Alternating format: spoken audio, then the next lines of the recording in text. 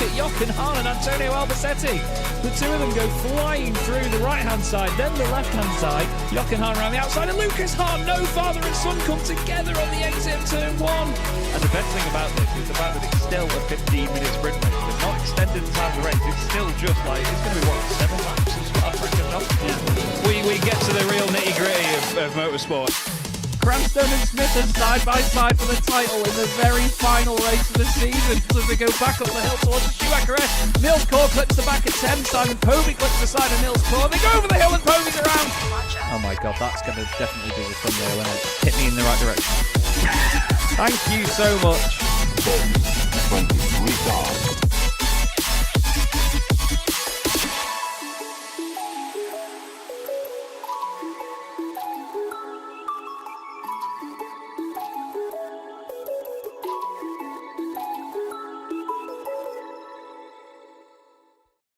Racing isn't easy, but experiencing it is. iRacing puts you in the driver's seat with the industry's leading sim racing game. Drive on laser scan replicas of the greatest racing circuits from around the world. Go head-to-head against other drivers chosen by skill-based matchmaking to ensure competitive racing at every level. Compete across all your favorite series. In officially licensed cars, engineered to deliver the most accurate driving experience possible.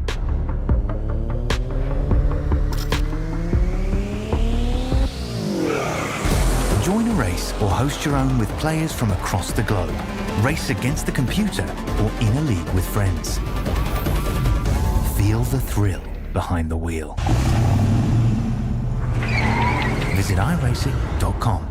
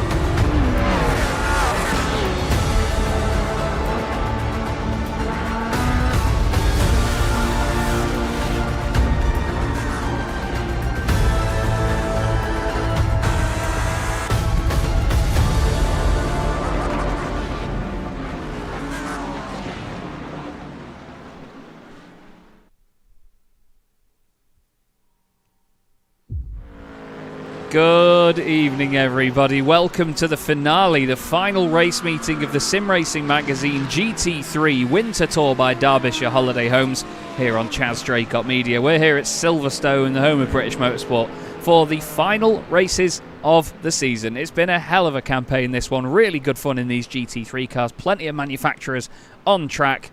And Ed, it's great to be here for the finale with you one more time here in this series.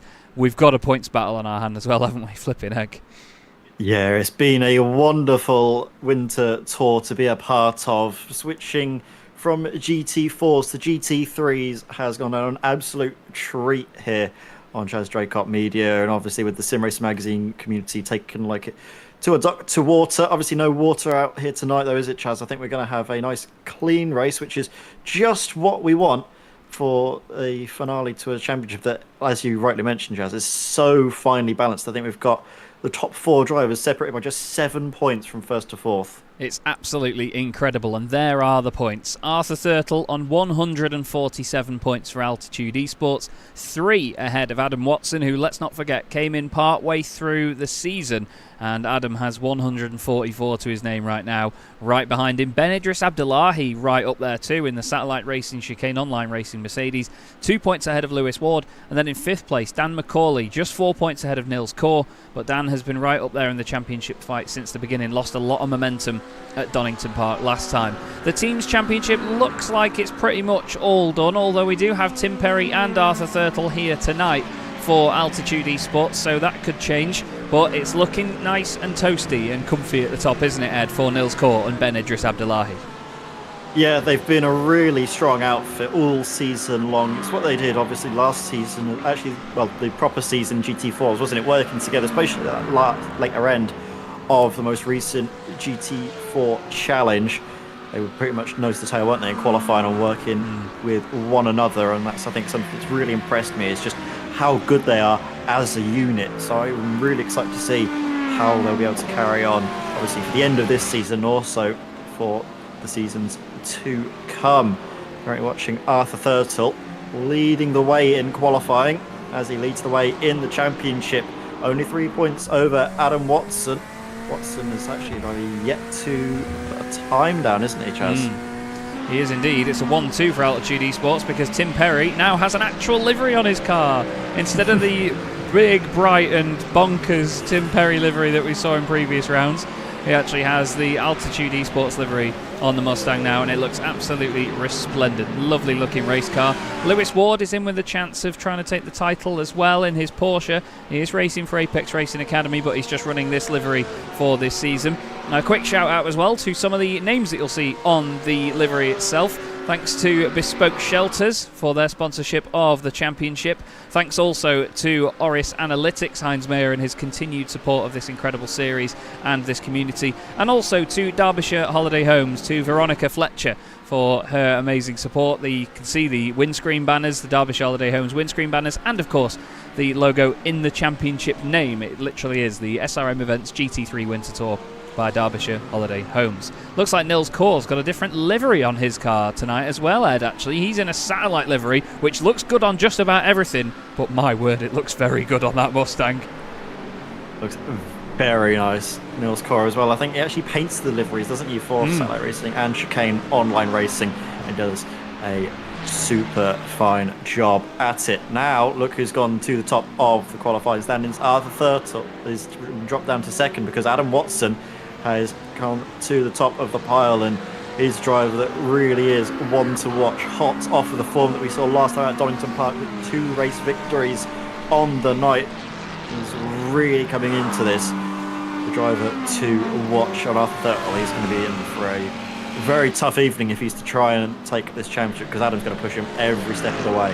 The top 5 in the championship are currently... the top 5 in the championship are currently the top 5 in this session as well. Nils Kaur is 6th in the championship and 7th in this session right now. But I was looking at his teammate, Ben Idris... Oh, that's Jake Cranstone having a moment there. This is Ben Idris Abdullahi, though, in the number 269 Mercedes. He has been absolutely one of my drivers to watch this season. He's been absolutely mega. So consistent all through the entire championship, has Ben.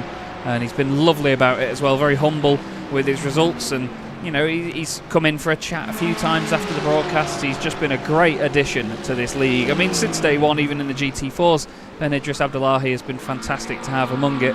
But in these GT3s, he has really shown his true pace amongst these guys, some of the fastest that we have in our community here at SRM. And this Merc, you know, it's been another highlight, hasn't it? I mean, we've got 5 different manufacturers in the top 5, 4 in the top 4 of the championship too. I think the ballast and everything that has sort of forced the drivers to change these cars and so on has really worked, hasn't it, in this SRM GT3 Winter Tour?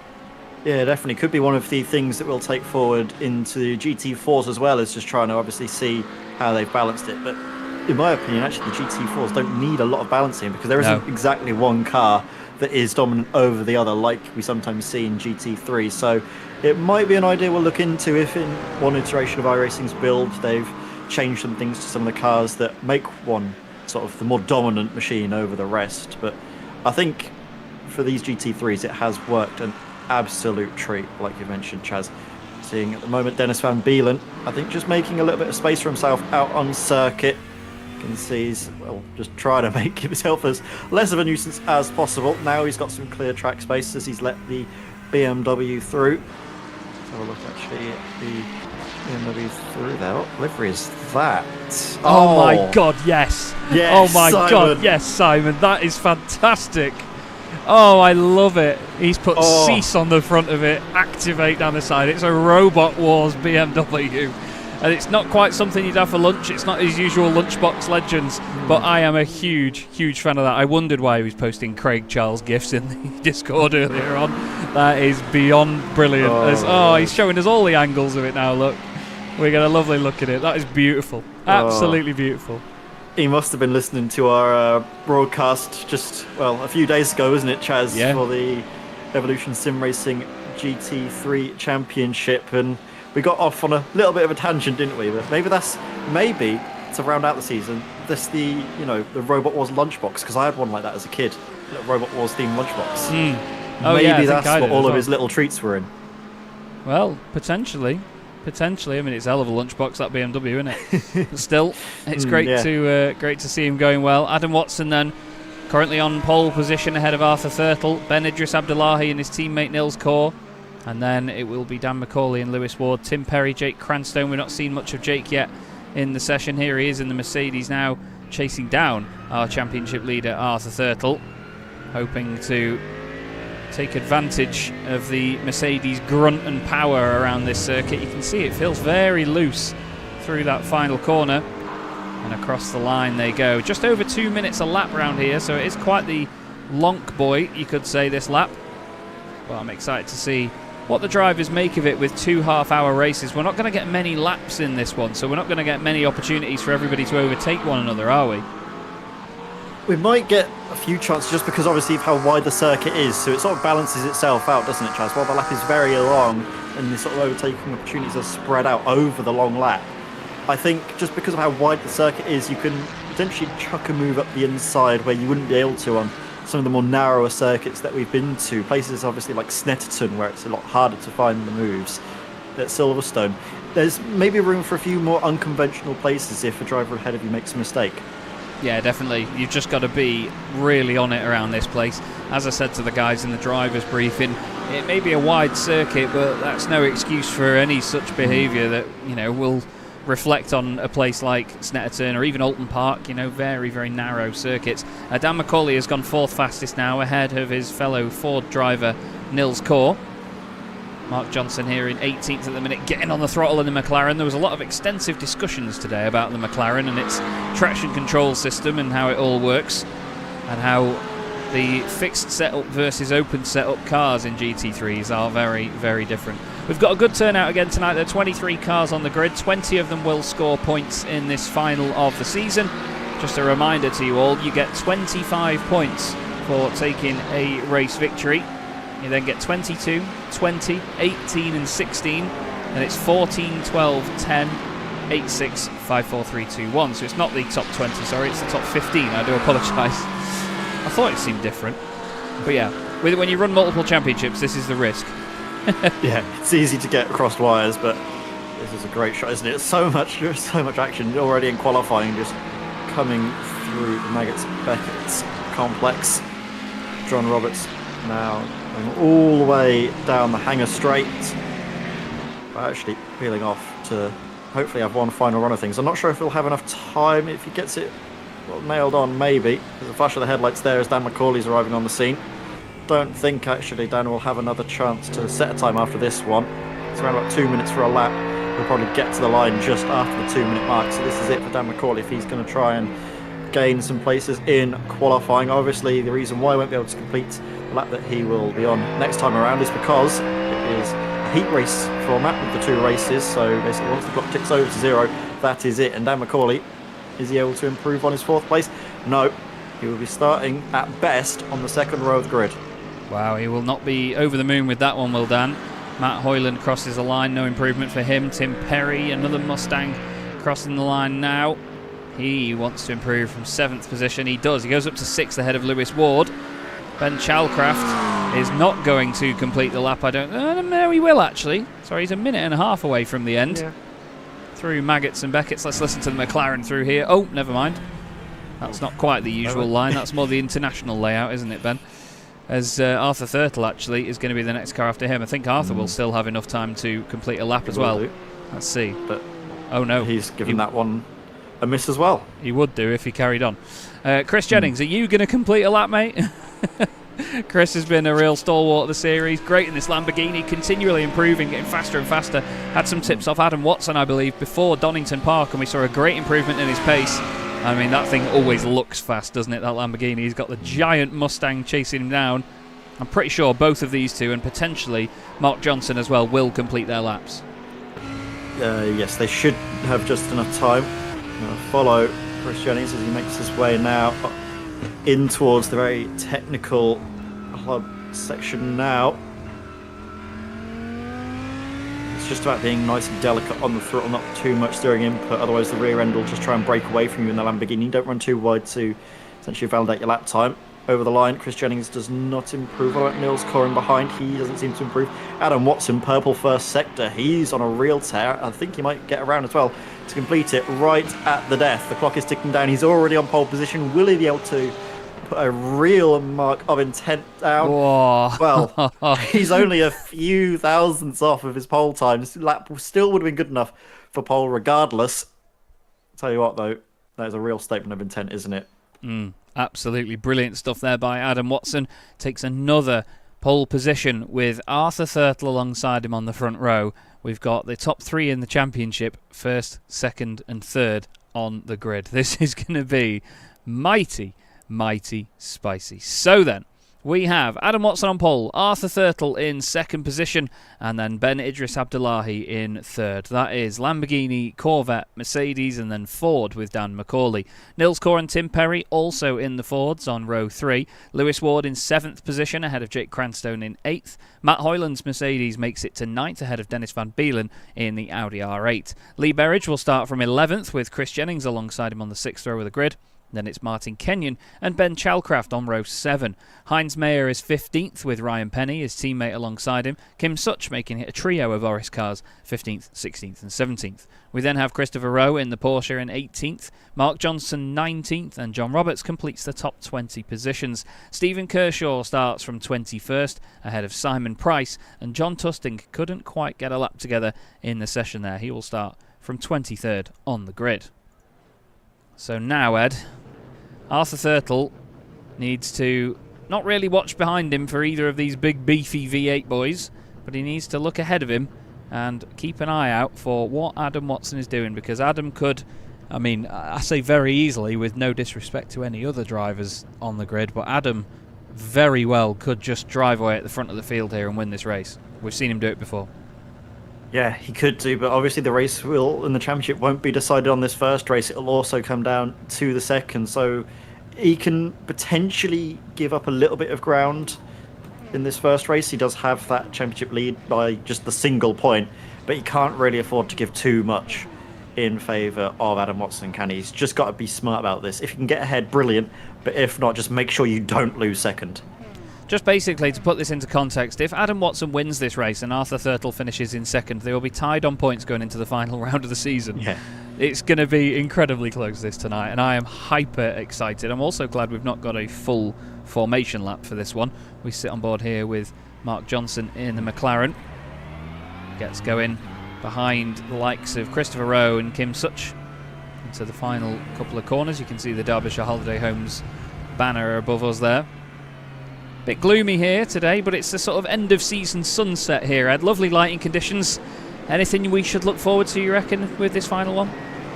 Hopefully some great action and clean racing until the end of the night. Fingers crossed. It's a great championship fight till the final lap of the second race.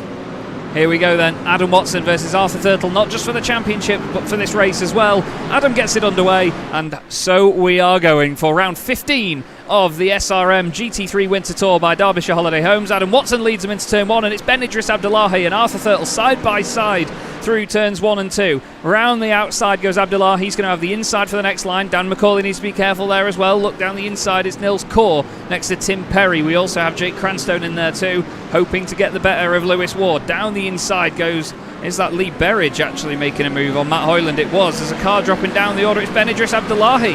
Ben Idris Abdullahi's disappeared down the order. I completely missed that looking at Lee Berridge then, but that is a championship contender losing places in the instant here. We saw Ben Idris Abdullahi actually have a good start. He was up the inside, wasn't he, of Arthur Thurtle, but then it just seemed to unravel from there. But for Arthur's sake, he's very glad to retain that second place, but he's got Dan McCauley breathing down his neck. And if Dan wants any hope of winning this championship tonight, he needs to get the race victory right now. Yeah, you can see that Dan is pushing. He's trying everything he can to get ahead in the early stages, because as he knows, as we all do by now at the end of this season, that Mustang kills its tyres later on in these half-hour races, so you need to look after them in the opening segment. Let's have a look at what happened to Ben Idris Abdullahi then. Did he just lose it on his own? There was a little touch. Oh, and then he's just turned across Arthur there, I think. Yeah, let's have a look here. So, oh, it was already out of shape actually. There was a tiny touch, and then he was out of shape already. If that makes sense. It looked like I was just sort of, it was already slightly sort of loose a touch, and then it was the smallest of contacts, which was what sent him into the spin. But on cold tyres, it doesn't take much for a car to go around, it seems. Adam Watson, well, you predicted it, didn't you, Chaz? It could be very easy for him to break away, and he's already now, I think, just outside of the slipstream range of Arthur Thurtle as they make their way down the Hamilton straight, start the second lap of the race. And Adam, blisteringly quick, isn't he, off the mark? It's a 2-minute 1, as that's Jake Cranstone around. Jake Cranstone, not necessarily a driver that was in the championship fight, but he was nearby. He's just lost it on that inside curb. He did say earlier on in the day that he was looking forward to getting rid of this car after tonight, and to be honest, the popularity ballast amongst all of these cars has given some of the drivers some interesting car choices along the way. It's been great to see their different relationships blooming with these racing machines. We ride on board with Nils Kaur. You're always close to blooming a relationship in this Mustang. He's got Dan McCauley right ahead of him. You can see the brake lights glowing on what he is calling HMS Trump tonight, because that thing does not turn apparently. Dan's been practicing for the Daytona 24 hours in the, I think, the Cadillac GTP. He was telling me about something called brake migration, where it sort of moves the brake bias as you're turning to help the prototypes turn in, basically. So he says the Mustang certainly doesn't turn in the same way.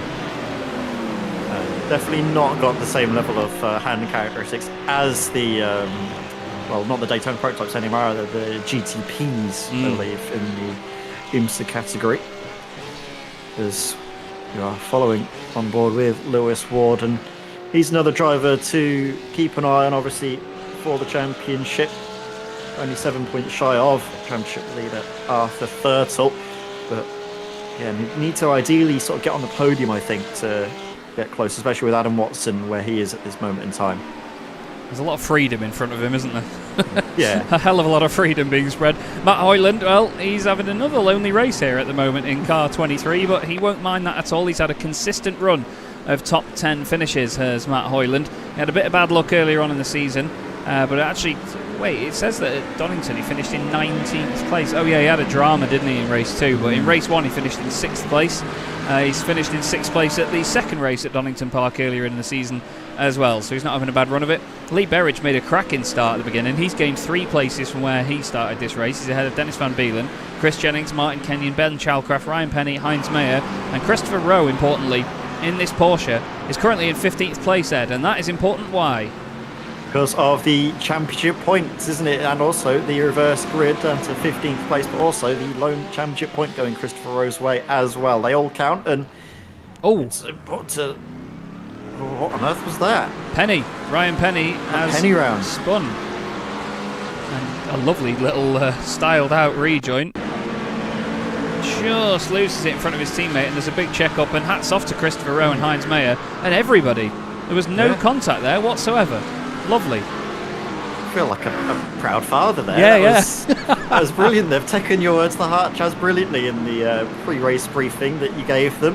Obviously, for context, Chaz goes in there and basically, like a school teacher at an assembly, has to sit all the kids down and tell them what to do, what not to do, what you've been pleased with seeing, what you're less pleased with seeing, and to their credit, they take it all on board as well. We've just seen there great sort of advert for slowing down to avoid an incident up ahead. Yeah, they have all been absolutely mega. Of course, the races won't always be squeaky clean. It's a competitive environment at the end of the day. These are big old beefy cars that are going mighty quickly. You will have contact, you will have spins, you will have moments that you don't completely want, but you know, from an organiser's perspective, these guys have been epic in taking the feedback on board, being patient with us as well while there's been mistakes here and there as the series has gone on. It's just been a great championship that above all else, it's been really interesting to see all these manufacturers together and see the difference in the driving ability based on these manufacturers, but also just the spirit of this community too, and how it's all come together and just been so enjoyable for everybody. There's been moments of heated discussion and arguments and so on, but at the end of the day, it's a competitive environment. Like I say, there will be fallouts, there will be sometimes people that aren't quite happy with how their night's gone, but this community has once again shone and shown us exactly why we love it and why we stick around. Adam Watson isn't sticking around though, is he, Ed? Flippinecki is absolutely gone at the moment. 2.7 seconds clear in 3 laps. Brilliant driving by Adam. Yeah, he's really been able to put the hammer down, while Arthur Thurtle's been looking more in his rear view mirrors than anywhere else. But I think now Arthur is finally starting to settle into the rhythm. He looked unsettled at the start, but as the Mustangs have gone on and started to wear the fronts a little bit too much, Arthur's now been able to get a little bit more settled and can start to focus more on trying to eat in to that gap that Adam Watson was able to build. But like you say, Chaz, at the moment it's looking like it's going to be tied for points between Adam Watson and Arthur Thurtle after this first race into the second, because, well, Adam's certainly not hanging around and actually still breaking away from the Corvette in behind. Yeah, and Ben Idris Abdullahi only on for 3 championship points at the moment. For context as well, everybody, the final races of the season, these 2 that we're watching now, cannot be drop scores. They are not allowed to drop any of these points as part of the drop score rules, so this all will count in this one. And at the moment it puts Arthur Thurtle and Adam Watson tied on 169 points each. Then we will have Lewis Ward and Dan McCauley both moving up ahead of Ben Idris Abdullahi. Lewis moving up to 3rd, Dan moving up to 4th. Ben Idris Abdullahi will only be 1 point ahead of Nils Kaur, with Jake Cranstone losing out big time and being 22 points back from them. Thurtle, though, I mean, I was going to say great defence, but he's not really having to defend at the moment, is he? Dan's not sort of pushing for a manoeuvre at this point. No, and I think Dan realises that if he tries to look for a move, it doesn't pay off. He's going to be under threat from Nils Kaur. So Nils Kaur just being as close as he is almost helping Arthur Thurtle to defend without really needing to put too much work in. But of course, drivers might get a little bit antsier as well. We're just seeing a little antsy John Tustin looking up the inside to try and get through on Stephen Kershaw. Who's really struggling to put the power down through Club down the Hamilton Straight. That's again another sort of tricky area of the circuit when you go through sort of little Vale chicane and then all the way the power down as you're turning. Cars don't really like that too much. No, they really don't. You have to make a lot of adjustments on the wheel. Be very careful with how you turn in. Jake Cranston there down the inside of Simon Price. We've got then John Roberts trying a move as well. He's going to try and go around the outside of the BMW. It's a very long route around that car. He might get through there without having to go into a corner patrol zone. Can he do it? I don't know. Side by side. Great run here. Great drag race between these 2 very different race cars towards Brooklands. And around the outside goes John. Fair stuff from Simon Price, giving room to John where needed. And through he goes. Back up to Arthur Thurtle, 2nd place. He's been closed in on here quite drastically by Dan McCauley and his fellow Freedom riders. But to be honest, that Corvette, it's almost like watching a sort of fox run away from a load of bloodhounds, isn't it? It's getting preyed on by these humongous beasts behind it. Doesn't look like Arthur is in a comfortable position to pull away, but I think maybe is it just the slipstream that's keeping them together? I don't know.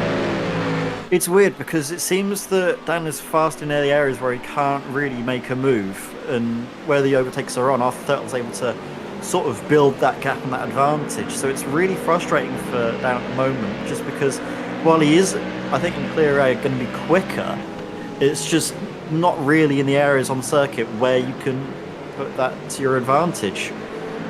Yeah, it's one of those things, I think, where he's quicker, but not quick enough to make it an easy pass. You know what I mean?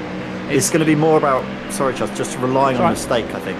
Yeah, definitely. And, to overtake, you have to have, let's say you have to have 5% more pace. It's like Dan's got 3 at the minute. He's not quite got that 5% to make it an easy overtake. He's got enough to stay with Arthur and be right behind him all the way, but not enough to completely overdo him and overpower him. And to be fair, in that last sector, Tim Perry is closed back in on this lot too. He's trying to help his Altitude Esports teammate take the team's championship. They're not going to do that with things how they are at present. But you know what? Ben Idris Abdullahi only on for 3 points, with Nils Kaur on 18. They're only on for, 25 5. No, I can't add up, can I? 21. Flipping out. Altitude Esports at present with a 2nd and a 5th. Currently on the way for 38 points. That will bring the gap down to 30 from the current 47. So, never say never. No. Strange things have happened, but I just think with Adam Watson's pace that we're seeing at the moment from him, he is almost going to be favourite, even with the deficit he had coming into this. Just his real late charge in this championship has been something amazing to watch. But we touched on it, didn't we, a little bit at Donington Park, Chaz? I think the only one that can stop Adam Watson is, well, Adam Watson. Yeah, it's been shown a few times, unfortunately, by Adam, but it's what keeps the championship spicy. Yeah. This is going to get spicy, though. Nils Core and Dan McCauley, good friends, these two, and very respective of one another, but Nils Core says, stuff that, I'm going to go down the inside into Stowe, and he's trying it on. There's a little touch there, a little bit of contact. Well, not contact, a bit of net code. Dan McCauley's going to hold it to the inside. He won't like this. Both of them want to be in the championship fight. You've got to be so careful here in case there's more net code as well. Oh, Nils muscles his way through. It was tidy, very, very close quarter stuff. Now Dan McCauley's got to defend from Tim Perry. Lewis Ward in there as well. It was very well calculated from Nils Core there. I think he wanted to trigger the spotter a bit, earn himself a bit more room, and then get down the inside. But look at what that's done for Arthur Thurtle as well, Ed. It's opened up a right good gap.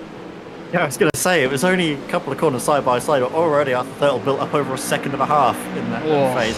Again, they were sort of close to one another, and I'm not sure if there was contact or if it was just maybe Dan McCauley getting onto the marbles on the outside that unsettled the car. See, that's another thing in iRacing. Now the car's more affected by running offline than they have been in previous builds.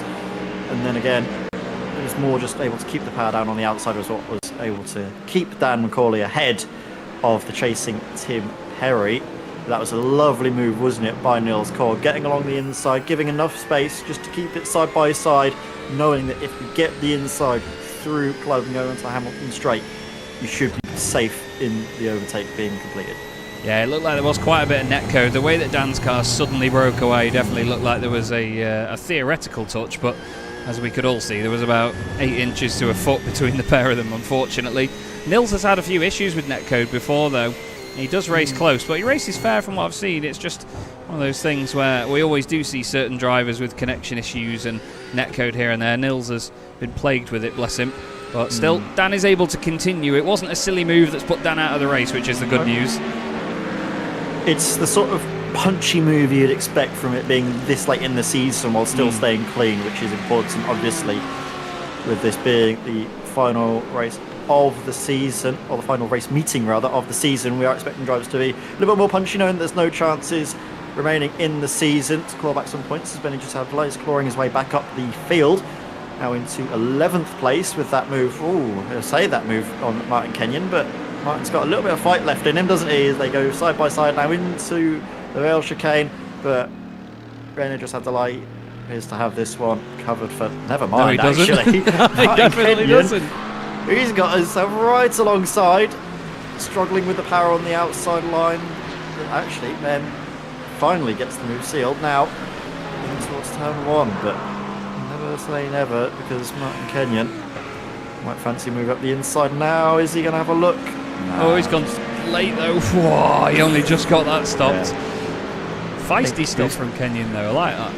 Caught in two minds just a little bit, and then I think decided it wasn't really worth going for. He knows that Ben's probably got the pace advantage on him, and instead can see if that'll help him out to chase down Chris Jennings and get a top 10 potentially to his name. Meanwhile, this is the battle for the podium places. Nils Core in third. Now, slowly but surely reeling in Arthur Thurtle. The gap shrunk by a couple of tenths, wasn't it? 2.5 tenths, wasn't it? Between Nils Core and Arthur Thurtle in favour of Ford Mustang. Meanwhile, out in front, Adam Watson continues to build the impressive gap, nearly 5.5 seconds to Arthur Thurtle. This Lamborghini and this driver just looks so comfortable, don't they? Especially through that Maggots Beckett's Chapel complex. Just carve your way through. It looks so planted behind the wheel, doesn't it, for Adam?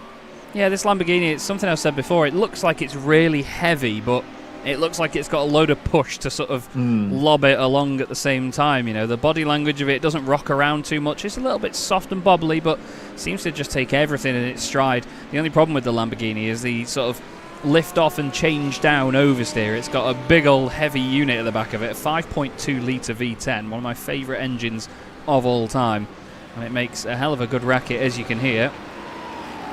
But it's a bit of a pig to drive. It's one of those cars, isn't it, though, Ed? We've said this about the Corvette as well before. We've seen Arthur Thurtle and Simon Povey, sending Simon and family best wishes. He's not here, unfortunately, for the end of the season.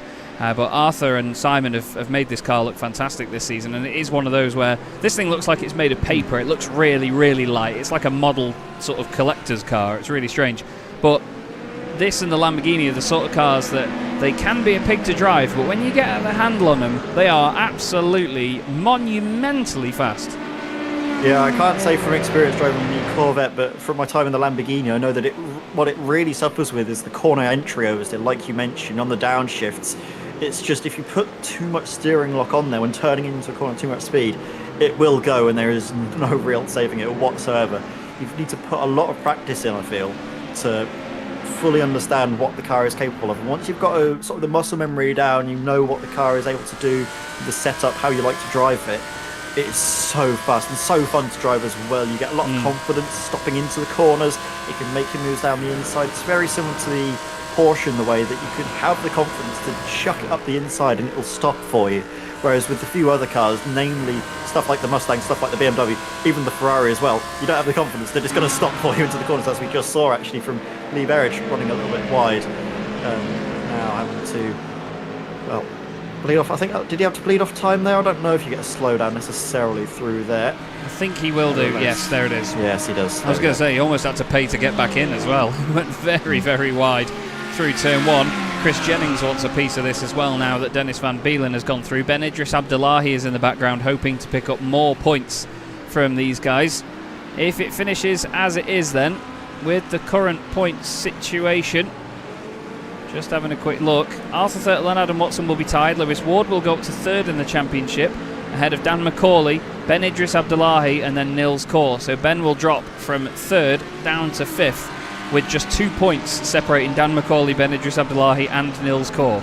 That's pretty remarkable, but the main thing would be that Arthur Thurtle, this man here, and the guy about 45 miles ahead will be tied on points going into the last race of the SRM GT3 Winter Tour by Derbyshire Holiday Homes. Thanks once again, Veronica and Drew Fletcher, for their support of the series, and thanks also to Oris Analytics and, of course, to Bespoke Shelters for their sponsorship as well. Seems like now Nils Kaur has got away from the Mustangs behind here, Ed. He is very focused on Arthur Thurtle. He ain't looking behind at all. No, he definitely isn't. As we see just from the front view on board with Nils Kaur, able to very deft on the throttle. You need to drive it almost like a cup car. You treat it like there's no traction control whatsoever, because there's a lot of torque behind that thing and you can quite easily just squirm away from you. It makes it a lot harder to put the power down compared to something like the Corvette, like the Porsche, where you just put your foot down and it essentially just goes for you. Lewis Ward, he's got a great view of, well, it's a mini V8 convention here, isn't it? Yeah. 3 Fords. He's got Matt Holland a little ways behind him as well, so no real threat from Matt, who again, like you mentioned, Chaz, having a very lonely race, but still scoring some strong points with the 7th place. That's nothing to turn your nose up at, especially with how competitive and sort of top level the drivers have gotten over the course of the sort of Sim Racing Magazine Winter Tour. Yeah, it's been incredible. The level again has been risen so much. The bar has been raised. These guys just get quicker and better all of the time. I mean, look at Jake Cranstone. He's down in 17th place, but that's because of his spin earlier on. But you know, he's been consistently getting top 10s in that Mercedes, and it's been great to see it. But remember how unstoppable he seemed in the GT4 Challenge in Season 5. It's pretty remarkable. Now, speaking of the SRM community and events, by the way, 2 weeks today we will have our next special event here on Chaz Draycott Media. We may not have an as live broadcast, but we will keep you up to date on that one. But we are going to have the SRM Club Racing Fest. We're going to have 3 races at 3 UK circuits: Donington Park, Snetterton and Silverstone. We're going to be taking the Clio Cup cars, the Formula 4s and the MX-5s out for some fun with all of our SRM community. And we're really looking forward to that, ahead of course, the 6th season of the Sim Racing Magazine GT4 Challenge, which will be coming a bit later in 2025. We will have another special event before that as well, so keep your eyes out for all the announcements on the Chaz Draycott Media socials. And of course, if you want to, you can head to the Sim Racing Magazine Discord server as well, where we will announce all further details in there. Lewis Ward's looking feisty here, Ed, right up behind these Mustangs once again. Yeah, doesn't really want to quit, as he knows, obviously, if he wants to have a chance of winning this championship, podium is going to be the best place to do it, but right now it's just looking a little bit too difficult with those Fords up ahead of him. And look at Neil's car actually right behind Arthur Thurtle now, through Maggots and Beckett's now. Really pushing him hard, and is he going to get a good exit? Just letting the Corvette get a touch away from him, but into the slipstream now. Not sure if we're close enough to really make a move, but could try and at least upset the rhythm of Arthur. Towards Stowe, but no. Just staying with him, letting him know he's there. Really closing down on the exit.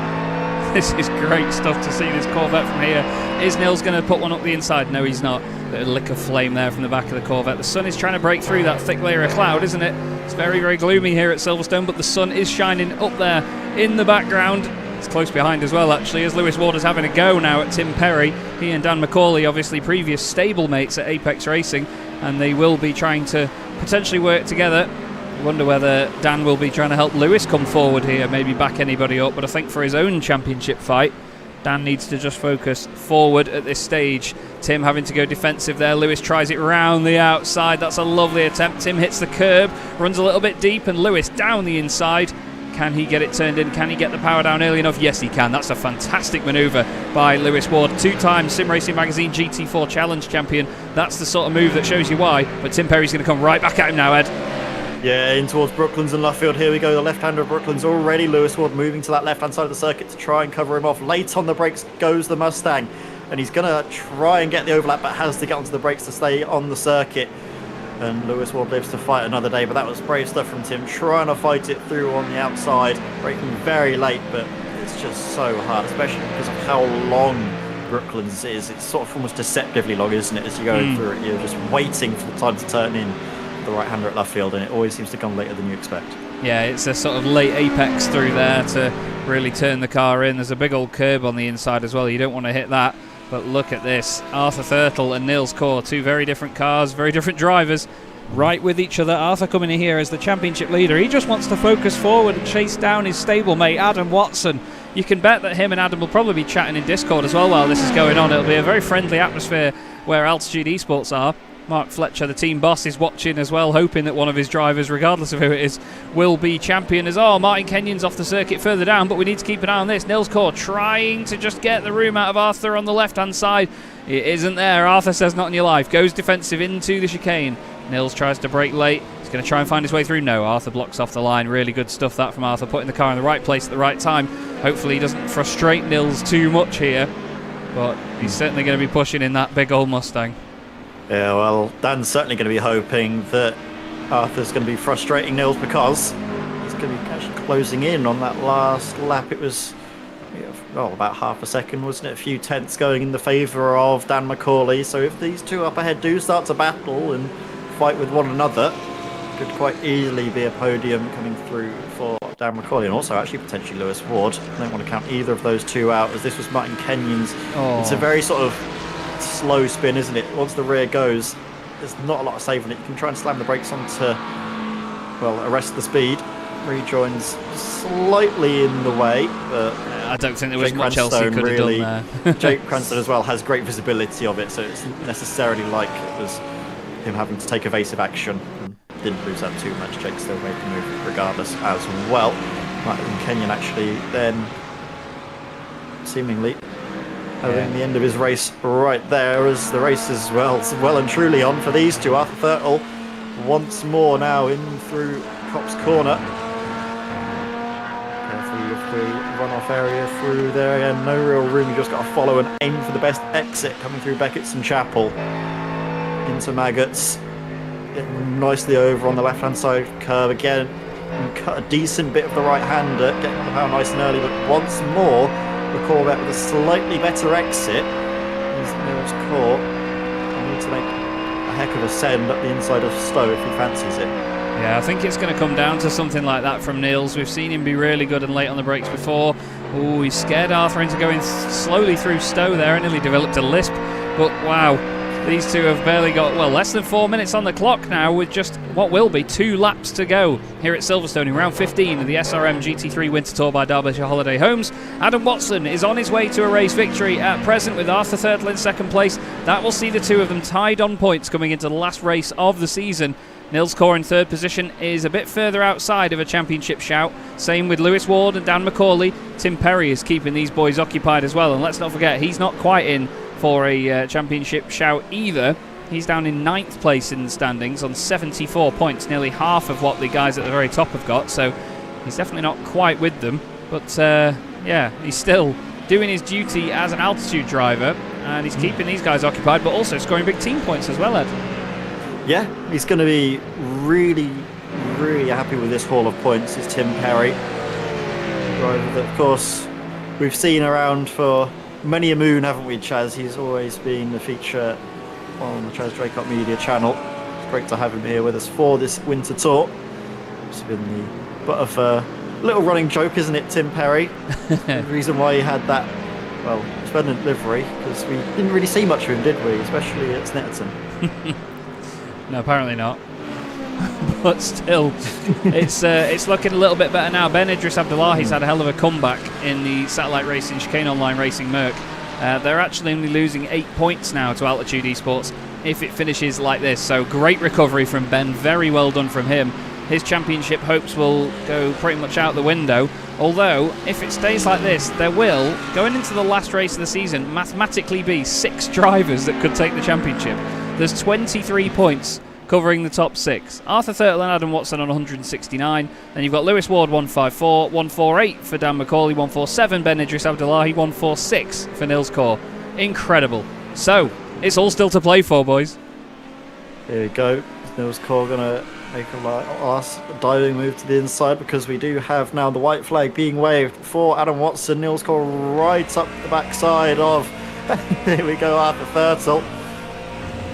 And this is going to be where I think Nils is going to have to make the sends if he has any hope of getting the second place.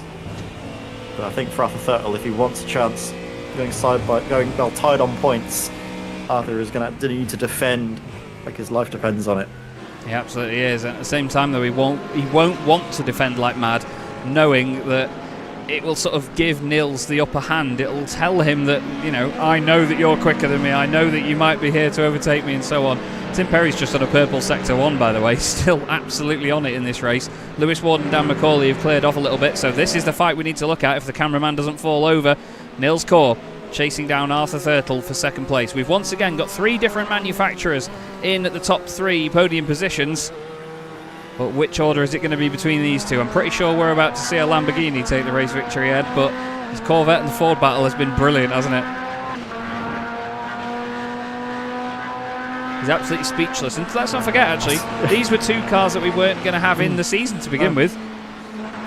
I was just about to say as well, Chad, actually, I think it's going to be ominous for Adam Watson in terms of what we saw last time out at Donington Park and well, the time before at Donington Park as well. He won, well, the last race he's going to win this race by nearly 10 seconds over the course of a half-hour race. He could quite easily come through the field as he did just a week ago from 15th to get back-to-back race victories. It's just going to be about managing the traffic in this second race. But Arthur Thurtle, well, Nils Core is really close behind him now, coming through in towards Stowe now. Forced him to go slightly defensive. Is this going to give Nils Core the run on the outside? Oh, I don't think so. Adam Watson's going to come around the final corner and take victory in round 15 of the SRM GT3 Winter Tour by Derbyshire Holiday Homes. Nils Core seems to have backed out a little bit there. Lost a bunch of time. And it's Arthur Thurtle second. And then Nils Core third. Dan McCauley fourth. Lewis Ward fifth. Tim Perry in sixth. Matt Hoyland, lonely race for him.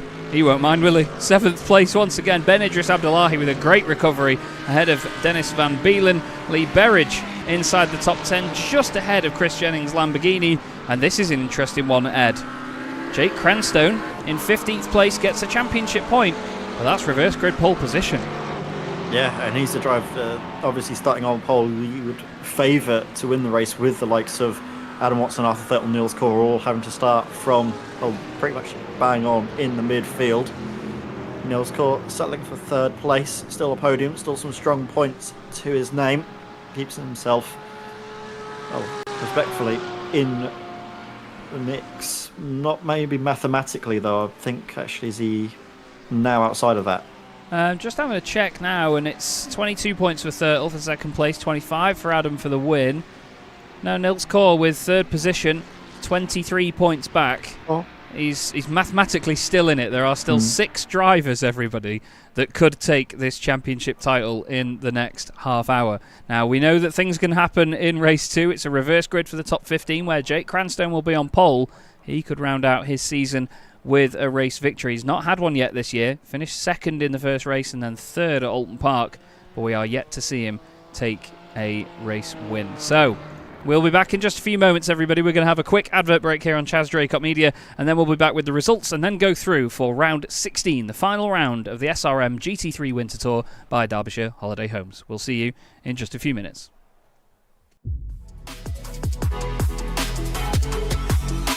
And look at Jochen Hahn and Antonio Albacete.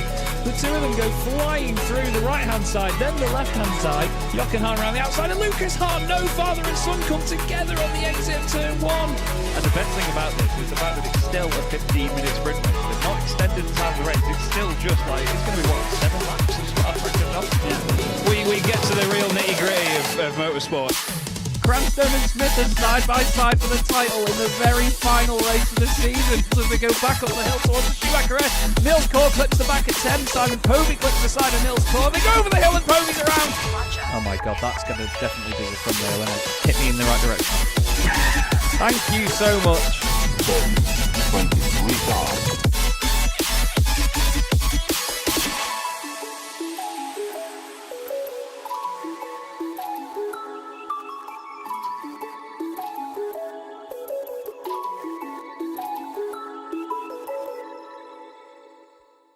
Racing isn't easy, but experiencing it is. iRacing puts you in the driver's seat with the industry's leading sim racing game. Drive on laser scan replicas of the greatest racing circuits from around the world. Go head to head against other drivers chosen by skill-based matchmaking to ensure competitive racing at every level. Compete across all your favorite series. In officially licensed cars, engineered to deliver the most accurate driving experience possible.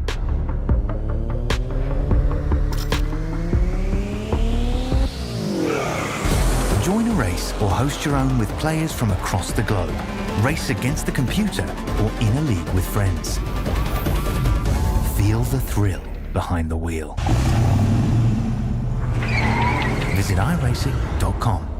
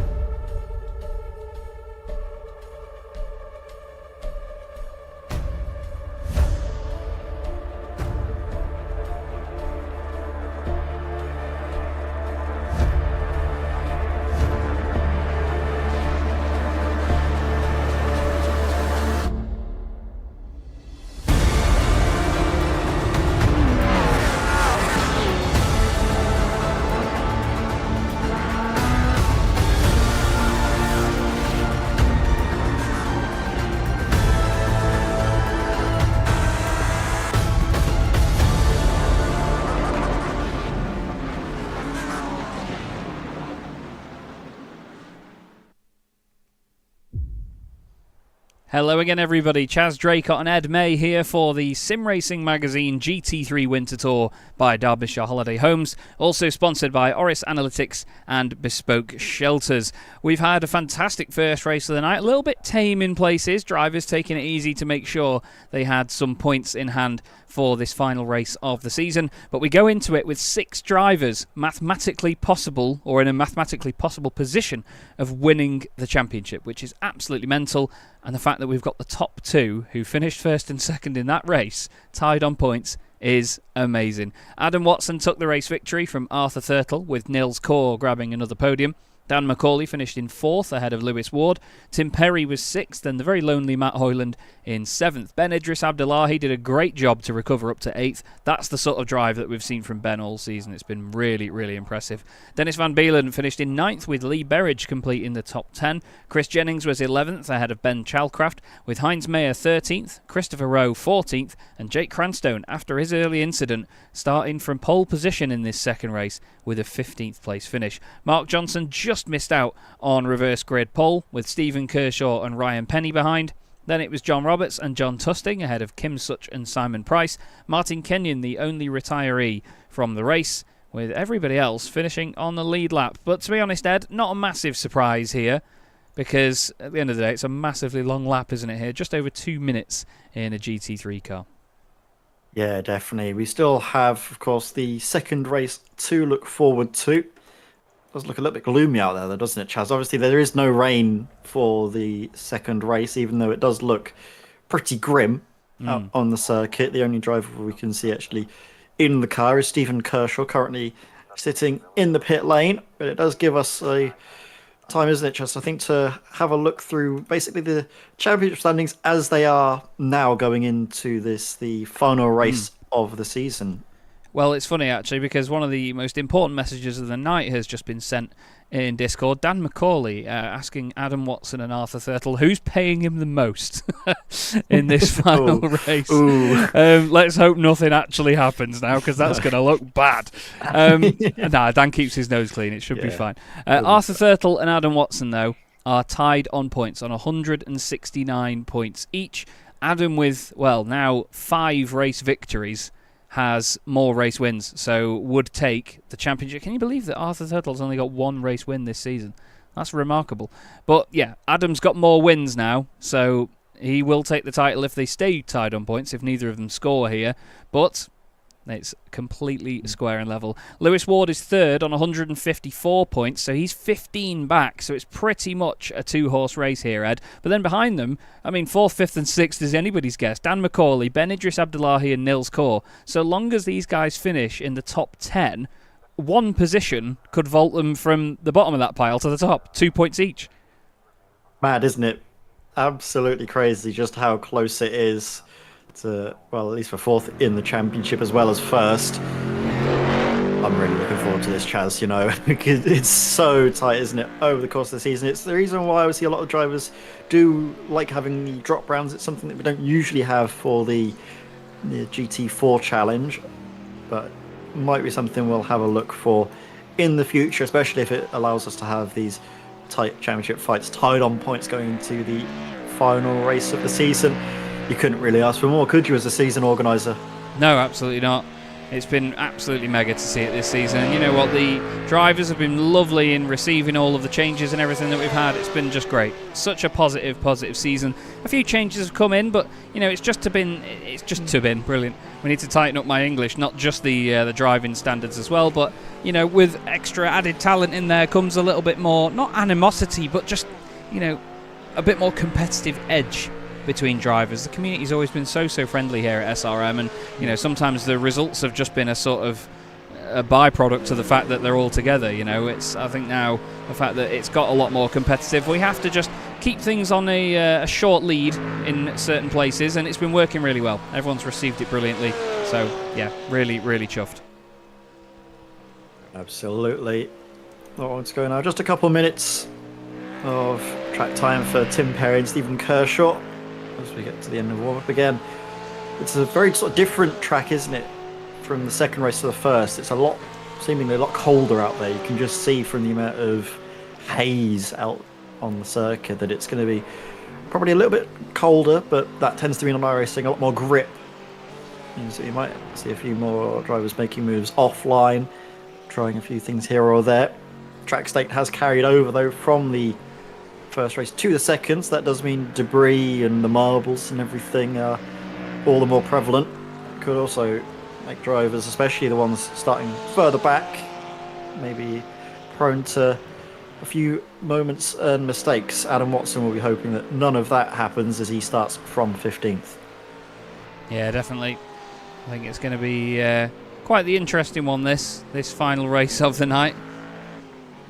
It's just so much pressure on these guys, you know. So much pressure on them to get all of this together. I don't envy them right now.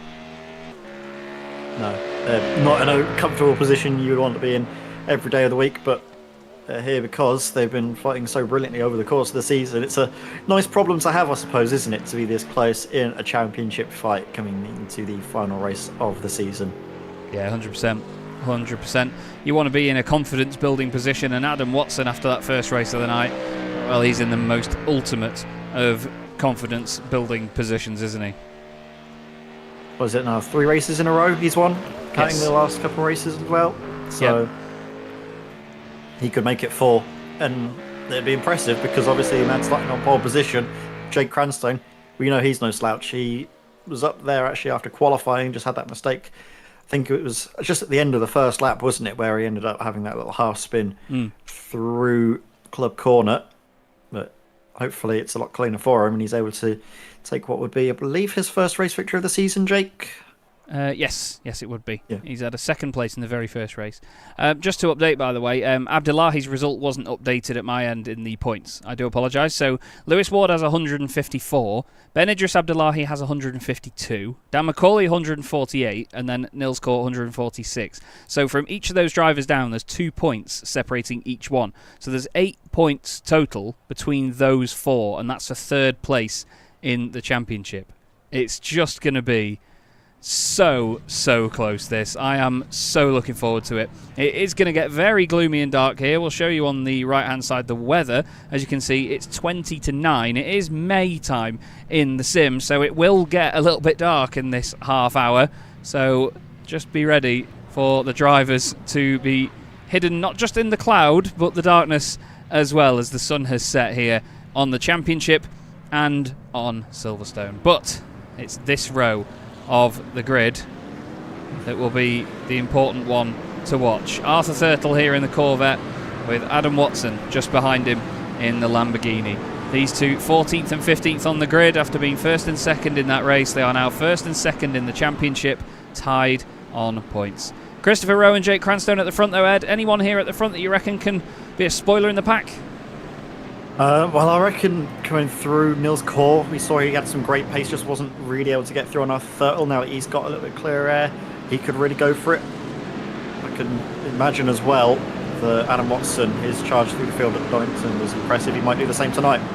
Let's see what they've got then. Round 16 of the SRM GT3 Winter Tour by Derbyshire Holiday Homes is underway. Everybody does a great job in that start procedure and stays in their lane. It's very tasty in the middle of the pack there. 3 wide by the look of it. There's contact with Tim Perry, who's around instantly, and Arthur Thurtle has gone with him.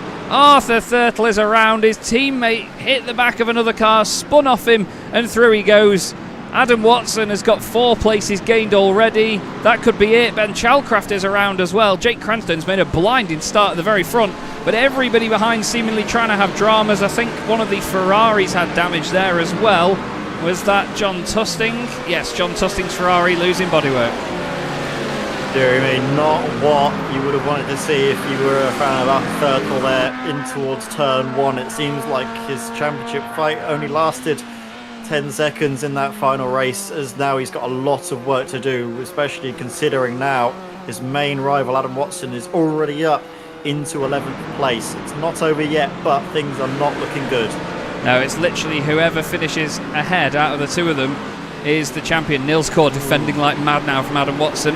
You'd say that was 2 moves, but I'd say he was defending then getting back on the racing line. I don't know. A little bit naughty. That's generous, I think. Yeah, a little bit naughty to say the least. Look at Nils moving around here. He really doesn't want Adam to come through. But at the end of the day, he's not defending anything but thin air right now, with Arthur Thurtle being that far down the order. Adam just needs to play it safe here, not get himself in any mess. But look at this entire pile of cars. It's Cranstone, Rowe, Mayer, Bridge, Berridge, Abdullahi, Chris Jennings, Matt Hoyland, Lewis Ward, Dennis Van Beelen, Nils Core. Did Dan McCauley get caught up in that first lap incident? I think he did, because he slowed down to avoid it, I think, going to the outside. We'll take a look in a moment when we've completed the first lap or two. Dennis Van Beelen's actually just gotten through on Adam Watson now. You can just see the Audi. Ooh, actually, I think braking later more going to the inside to avoid going into the back there of Nils Core. And Adam Watson has taken advantage of that. He's actually going to get another position there as he slides up the inside of Chris Jennings. I think Chris might have had a slowdown or something then. I'm not quite sure, but he's going very, very slowly all of a sudden. John Tusting brings the Ferrari into the pit lane. Dan McCauley trying to find his way through all of this as well. It's certainly going dark here. It's a weird set of lighting conditions, isn't it? With all the gloom, the lights are shining through as well. Dan McCauley has to jump out of the way of Stephen Kershaw and try not to hit Chris Jennings. Goodness me. Really hairy stuff there for Dan. We'll give it a few laps to settle down, and then we'll try and put some points together and let you know where everybody's at, as Lewis Ward now goes down the inside of Matt Hoyland in the Mercedes. Oh, a bit of a kiss there from Matt to Lewis's Porsche. He won't appreciate that, will Lewis? He's boxing him in there, look, behind Heinz Mayer. And now he's not letting him through. Nils Core down the inside of Matt is very hot into there, but wow, gets it stopped down the inside. Scares the life out of Hoyland and then says, go on, have it back down the inside, son. Hopefully no contact there. Really close stuff. Tough stuff from Nils. He's fired up now. Yeah, Nils Core, that was a lovely little move to find the gap just about a Mustang's width in the inside of Brooklands, but through Luffield he was really able to put the power down a little earlier on that outside line. Again, now trying to carry it through Copse. You can't go too wide through Copse. Apparently you can. There we go. Move's been made. That's very nip and tuck that from Nils Core there as we go on board with Adam Watson. He's really making sure that this Lamborghini doesn't come through, but I think the ultimate pace of him might just be inevitable as Kenyon is off again. Similar part of the circuit. What has happened here? Oh, he's just, he's bounced off Ryan Penny, and that's a sickening impact. For the second time tonight, a huge impact involving Martin Kenyon through that section as Berridge has gone up for second place here with Christopher Rowe. Ben Idris Abdullahi's in this. Look at that down the inside by Ben. That's absolutely disgusting if he gets it stopped. I don't think he's going to. He tries not to hit his teammate. No, Ben! Cardinal sin, and Lewis Ward goes through. Oh, Ben, what have you done? Yeah, that was, terrifying, I think, to say the least. And all of that happening in front of Adam Watson. It's not going to be any comfort to him whatsoever to see all of that unfold. Thankfully, he's gotten through it unscathed, as Nils Core, I think, is now getting through on Heinz Meyer, as does as well the other Lamborghini of Adam Watson. Matt Hoyland fancies himself in the mix as well. Lee Berridge again battered from pillar to post, now looking up the inside of Meyer, trying to put the power down, but with the low downforce front end, not really able to get it turned in properly. It looked like he was driving angry there, didn't it, Lee Berridge? He had that little bit of contact, and all of a sudden lobs one up the inside with no front end on the car. Still, look at this. Dan McCauley late on the brakes round the outside of Dennis Van Beelen in that Mustang. Dan is putting on a hell of a show here to get back through the order after losing a few places in the opening lap. He's got to try and tuck that thing back in there as Chris Jennings now. Well, we ride on board with him, just keeping an eye on everything that's going on ahead. Why don't we go back and have a look at the start of the race, though, because this could be a championship deciding moment from Tim Perry on his teammate.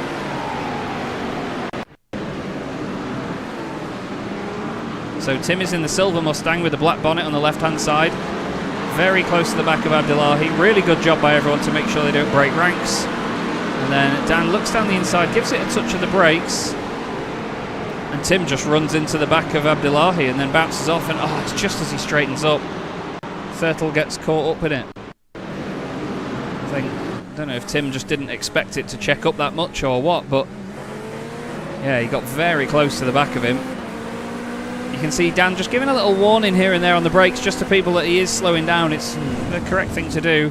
Dan gets out of it, Tim goes in. I think Tim was worried that Dan was going down the inside. And I tell you what, Arthur, I mean, if I was Arthur, I would have thought I was home and dry then. Yeah, that's just a gut punch, really. You think you've got through the incident nice and cleanly, and then just get clipped around. That's it. It seems like with Adam Watson up in 6th place, as long as nothing drastic happens to him, it's going to be Adam's championship made. And to be fair, he's thoroughly deserved it from how he's driven, especially in this last half of the championship. He has been so strong. As we go, all of this action there, the Porsche up the inside. That's, well, Stephen Kershaw trying to get through on Chris Jennings. Oh. He makes the move. Oh, dearie me, never mind. It doesn't fall off. It doesn't play out for him, and he falls off the circuit. I don't know where Kershaw was looking there. It was like he's got one car drawn on his screen and only his. He was down the inside for a minute, and then I think it was already going, actually, to be fair to him. And then, he just goes across the front of Kershaw's car. Dan McCauley's dropping down. Oh, no. Dan's latter half of the season has not been one to remember. He's just lost it on his own. Throws it into Brooklands. And throws it off Brooklands. Reverses out of the way. Good thinking just to get away from everybody. But unfortunately, that is going to be Dan's championship charge done with. I'm going to start messing with some points here, Ed, if you'd like to take the reins for just a minute. No problem. Thank you very much, Chaz. And yes, at the moment it is Matt Hoyland we are watching as Adam Watson is right behind. This is going to be yet another position for Adam Watson. He's closing down now in towards Stowe. Looks to the inside. Late on the brakes, the confidence you get if you're comfortable with a Lamborghini is second to none. And once more, a nice move being made up the inside from Adam Watson as he makes that is his 10th position gained so far this race. This is a real champion's drive if he's able to see it home. I mean, it's madness, Chaz, that this is actually, we haven't done 10 minutes of the race still. We've got 21 and a half to go, which is, well, testament to the action that we've seen, that it is basically a race's worth of action just condensed into the first 10 minutes as Jake Cranstone continues to lead, but he's got Lewis Ward in behind him now, and Lewis has got a lot of pace about him, gaining nearly 6/10 on that last lap. So the pace is certainly with Lewis at this moment in time. He's got the likes of Ben-Idris Abdullahi, Niels Kaur bearing down in as well. It's a great little front five that has emerged, and they'll probably all converge on one another in the next sort of 10 minutes or so to give us a great finale to the race.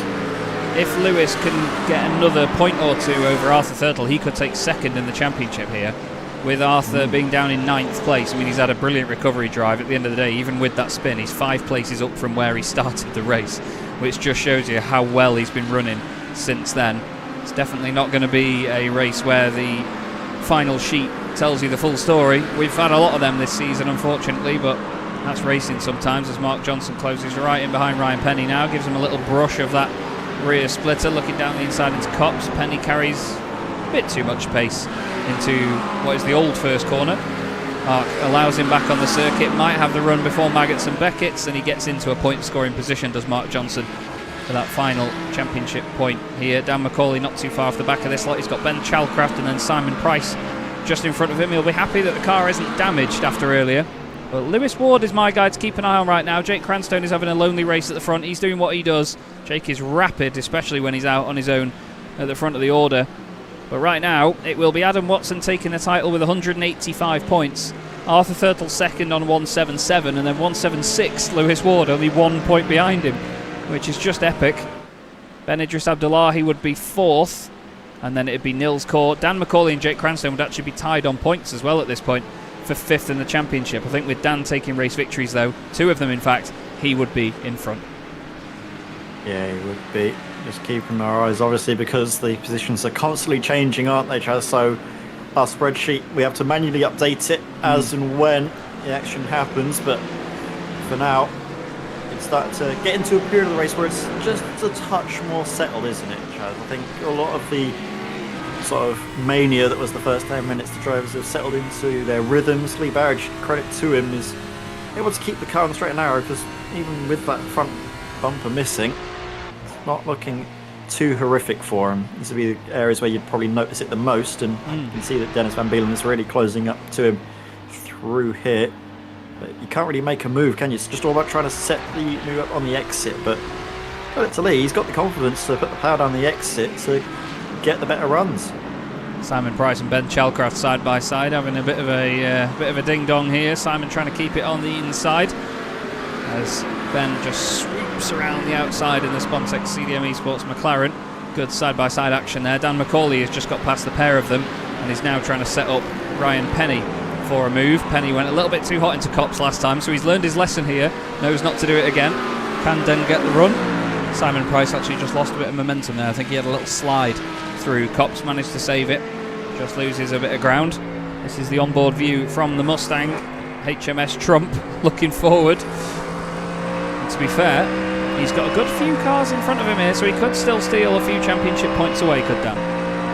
Yeah, obviously it's just not really been the end to the season that Dan was hoping for. He was looking so good for a potential result, but then it was, I think, the second race of the evening at Donington Park started to cause things to unravel, and then again the second race of the evening here at Silverstone. Sorry, it's just not been at all in his favour. Again, just getting caught up in incidents.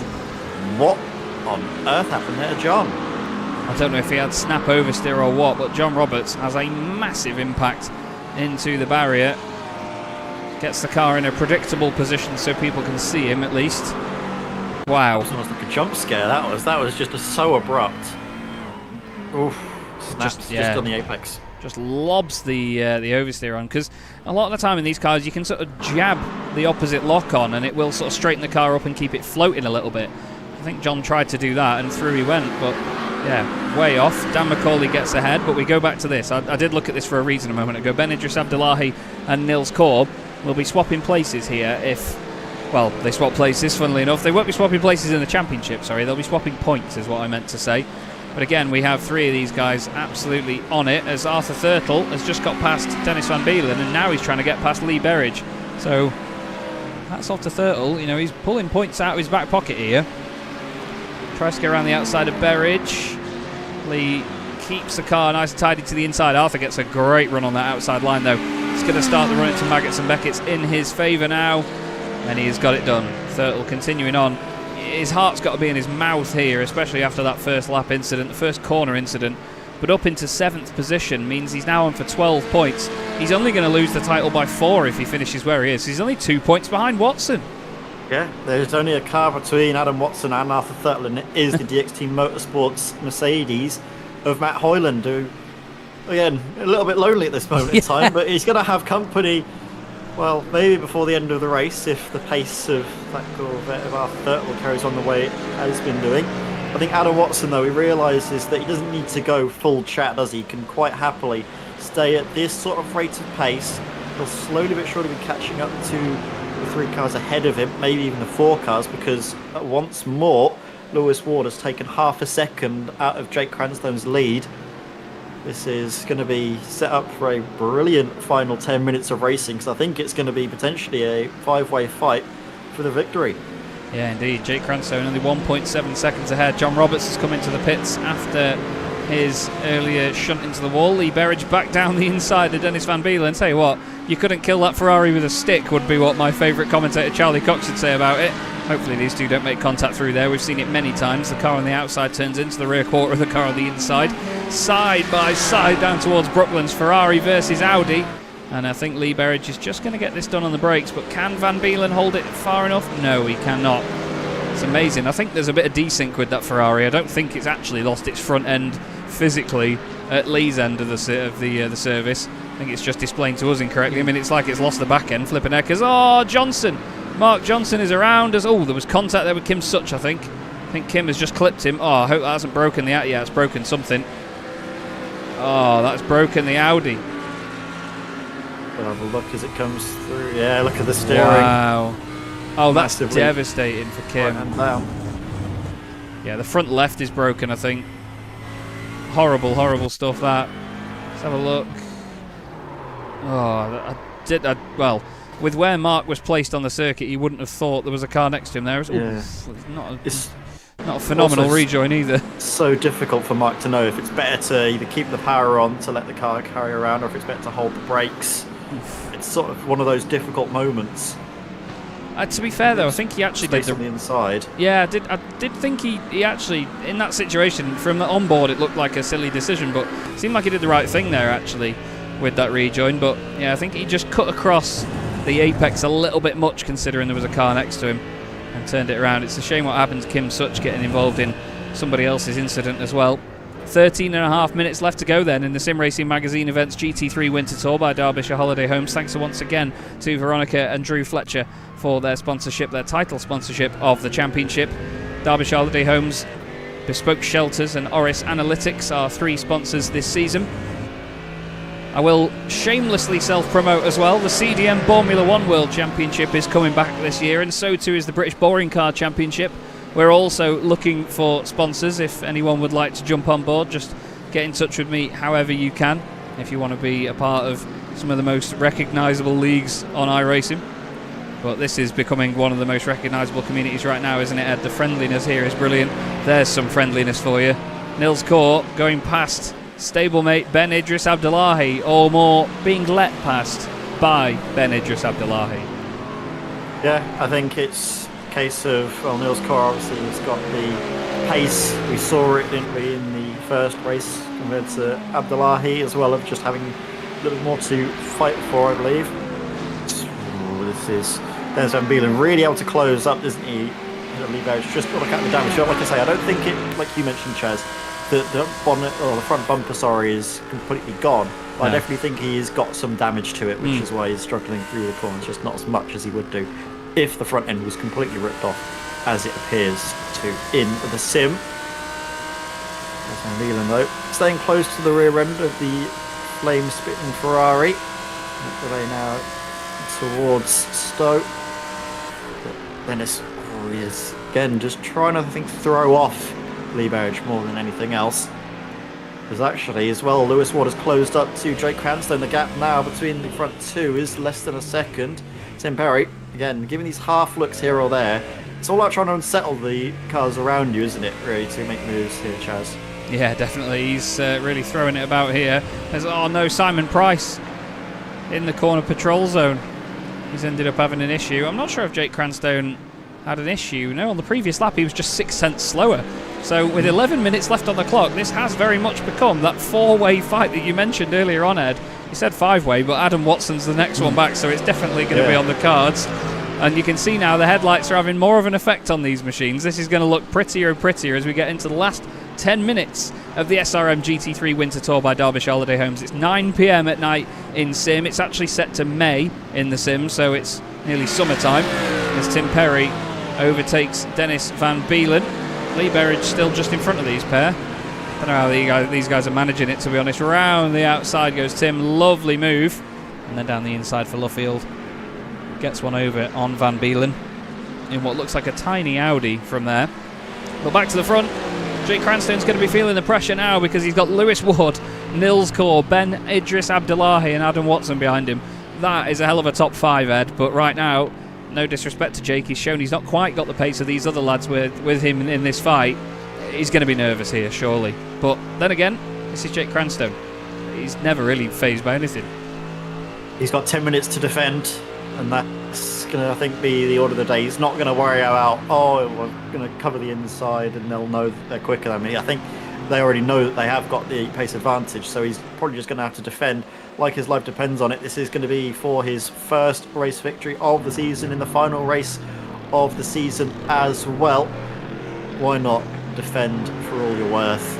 Obviously isn't going to maybe affect the championship with obviously where we see Adam Watson comfortably ahead of Arthur Thurtle, so try and get everything that he has got. I'll tell you what, I'm quite proud of myself, Chaz, predicting this, the sort of 5-way fight in the final 10 minutes. Someone should hire me as like a team strategist or something. As look at this already, defensive up the inside, Jake Cranstoun, like you think he would have done. Already going for the harsh defensive manoeuvres, but Lewis Ward, he's just sees enough of a gap up the inside, no contact made, and he's going for it. Is he going to give? Yeah, of course he's going to give the room. Lewis is a very hard but fair racer, so too with Jake. Nils Kaur wants a piece of this in the middle as well. They're nearly 3 wide for the lead of the race, and the final race of the championship Jake Cranstoun round the outside. Is he going to make that stick for Luffield on the inside? I think so. A little bit sideways. Lewis is going to try and cut across. Jake's going to try not to go deep. They still remain side by side as they come on to the old start finish straight here at Silverstone. Lewis Ward is going to get it. Lewis Ward takes the race lead. Fantastic driving by Lewis. Great defence by Jake Cranstoun, but lovely respect between the pair of them. Nils Kaur says, respect? What's that? Watch this. Nils is going to absolutely go for it now. Ben Idris Abdullahi's got a front row seat. All the while, Adam Watson is behind this lot, wanting to pick up more points. Nils Kaur tries to just trigger the spotter here side by side with Jake Cranstoun. It's not worked out for him there, though. Has to get on the brakes a bit more aggressively than everybody else. And there's a bit of a reset for a sec, but can you hear that? Just here, can't you? The sound of the Lamborghini, the charging bull in behind. It's just inevitable, isn't he, Adam Watson? It's just incredible. I wasn't necessarily expecting Adam Watson to be a candidate for the race victory, necessarily, with Jake Cranstoun being on pole position. But, well, what we're seeing now is vintage Adam Watson, isn't it? Ooh. His ability to carve through the field, as well, Jake Cranstoun, hang about. Oh, no. My word, I didn't realise the Easy Jetta sticker on the side. That just caught me off guard. But look at that move up the inside. Nils Kaur going for it. And now Adam Watson in towards... Oh, not in towards Abby. Surely not. No. Please, Adam. Abby Watson. No. He's not done it. He's not done it. But look at Ben Idris Abdullahi here playing rear gun. That is absolutely ludicrous by Adam Watson. Puts the car around the outside in the first part of the corner. I think there's a little bit of a tap, but I don't think Ben Idris Abdullahi left all the room in the world. Adam Watson gets through into fourth place. What a move that was. But can now Abdullahi use the grunt of that Mercedes to get back ahead of him? Adam's going to cover off the inside line. Ben goes even more to the inside line. Adam says no. Oh, there's a kiss. This could affect the championship. Oh, no. Adam Watson is spun around and into the barriers. It was a little bit too forceful. He didn't have to do it. And look at this. Arthur Thurtle goes through. Unbelievable. I'm speechless, Chaz. It's one of those moments where it's just, I think, madness just in the heat of the moment. Like you say, Adam Watson, he doesn't need to defend that fiercely. We already saw there was a little bit of contact as he got squeezed to the inside, wasn't it? Abdullahi had nowhere to really go. Oh my word. We'll have a look from this aerial shot just to see exactly how much room was left, but you can see already Adam Watson, he's moving to the inside. And then again, he just carries on moving. The car gets unsettled, but they both have to brake at some point. Yeah, the thing is, he moved left and then he straightened up as, oh, that's not going to straighten up. Dennis Van Beelen bounces off the side.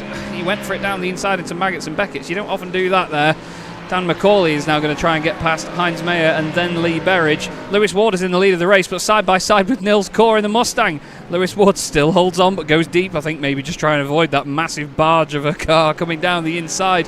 But yeah, I mean, Adam moved left again, and then straightened up when you'd expect. I mean, you know, he's all intents and purposes, he can go in a straight line there, but I think Ben expected him to go further out to the right-hand side a little bit and give a little bit more room. I don't think he needed to do it. He didn't have to at all. He was in a comfortable championship winning position.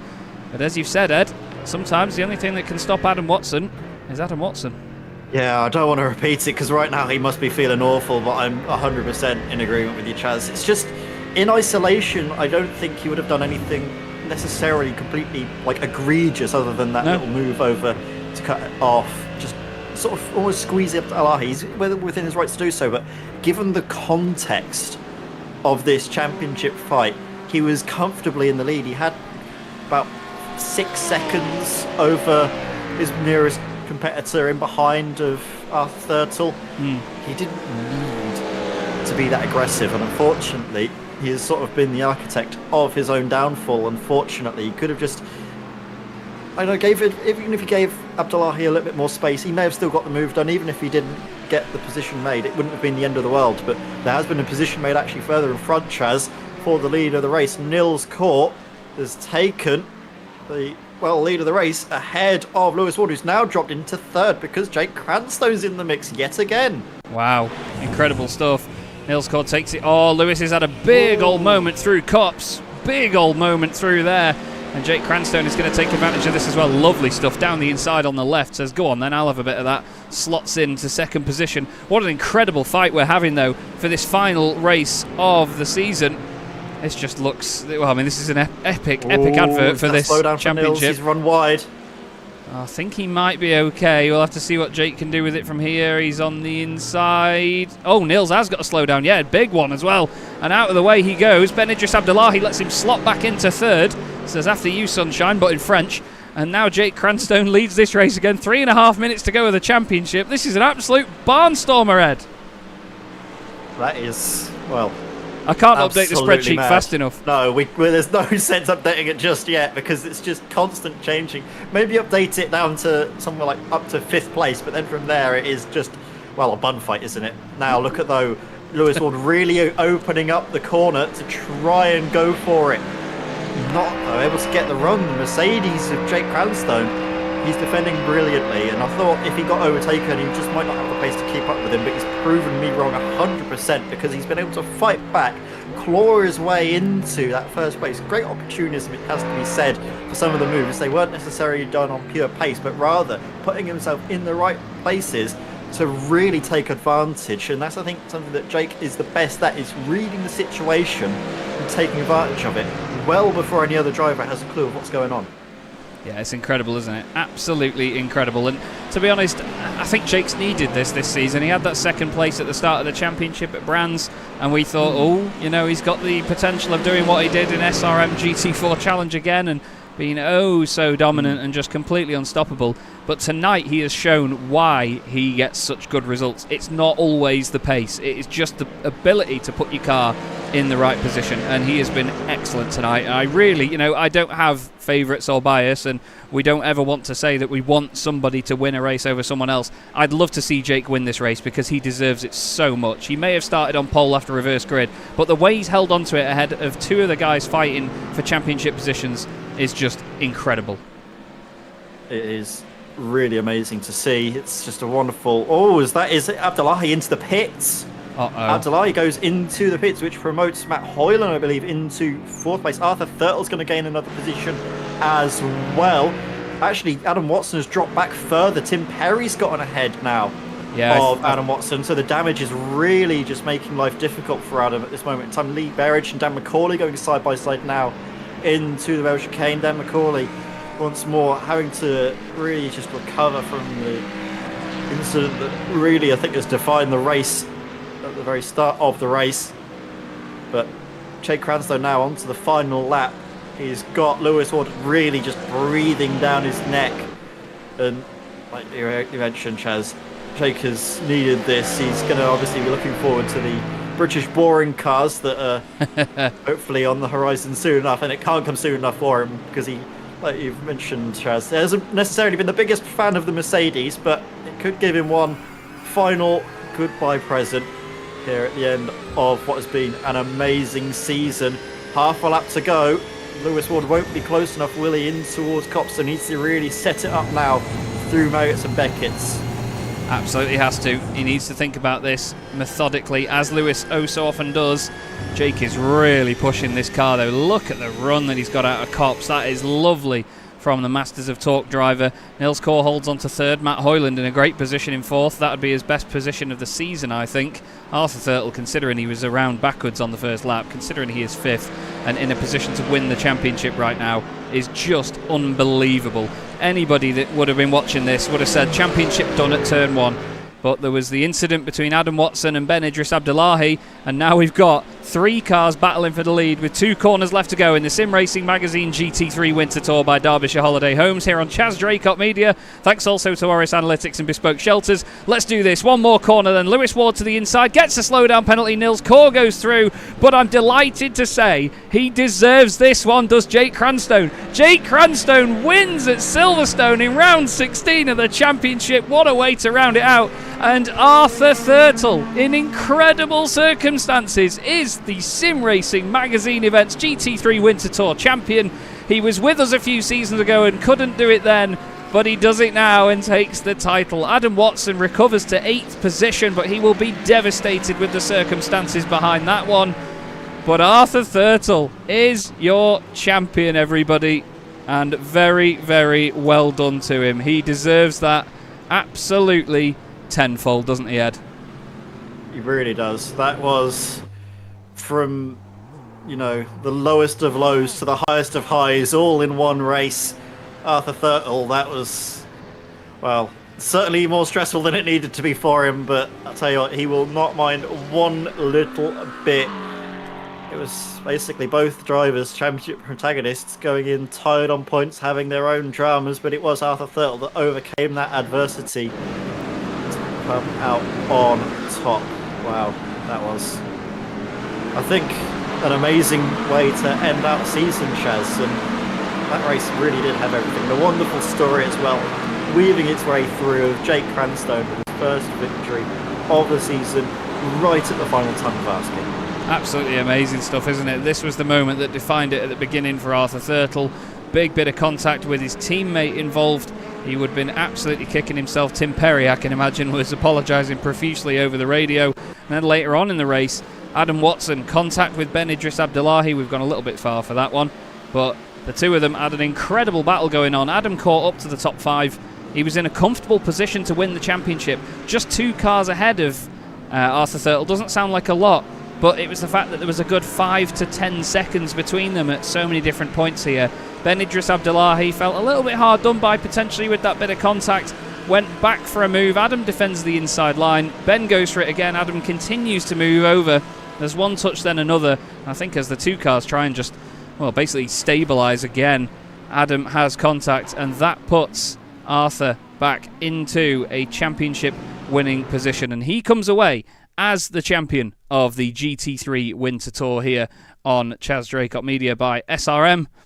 Flipping heck, I need to have a lie down, to be honest, Ed. That was absolutely unreal. Let's have a look at some race results then, shall we, just to confirm that. See if there's anybody else that got any penalties. Jake Cranstone, though, God, he deserves that win. He takes it over Nils Kaur and Lewis Ward, with Matt Hoyland and Arthur Thurtle completing the top 5. Ben Idris Abdullahi finishes in 6th ahead of Tim Perry. Adam Watson in 8th, with Lee Berridge 9th ahead of Dan McCauley, somehow recovering into a top 10 finish. Heinz Mayer gets some good points in 11th. Dennis Van Beelen had a very charring race in 12th. Ben Chalcraft in 13th. Ryan Penny, some more points for him. And Chris Jennings completes his season with another points finish. Behind them, Mark Johnson in 16th, Stephen Kershaw 17th, Simon Price 18th, ahead of the 2 Johns, John Roberts and John Tusting. Then it was Christopher Rowe, Kim Such and Martin Kenyon did not finish the race. Wow, we have some people to speak to. I am sure, can't even breathe at this moment in time, to be honest. I'm sure this guy cannot either. Arthur, congratulations first off. You are the champion of the SRM GT3 Winter Tour by Derbyshire Holiday Homes. You must be, one, no offence, surprised based on how Turn 1 went, but over the moon. How are you? I'm very surprised. Yeah, Turn 1 didn't go to plan. To be honest, if you'd told me at the start of the season I'd have been winning it, I would have been shocked, because I've never actually, before this league, I'd never won a GT3 race. Wow. Fair play to you. Never. And then we had that first round that then didn't count, and I won the first race. I couldn't believe it. And my rig last year had been in storage for quite a few months. This league was like the first. I'd just got it out of storage. We'd had a baby a couple of months earlier, and I said to the wife, "Look, can I do this one?" And she said, "Yeah," and agreed to look after the baby and everything. And yeah, it's a shame it happened in the circumstances that it did in that last race, because I'd have really liked us to have been able to have just a full-on showdown, because me and Adam are really good friends, and it would have been nice to have just been at each other, but it didn't happen. Well, it's just one of those stories, I suppose, goes one way then the other so quickly, even just over the course of one race.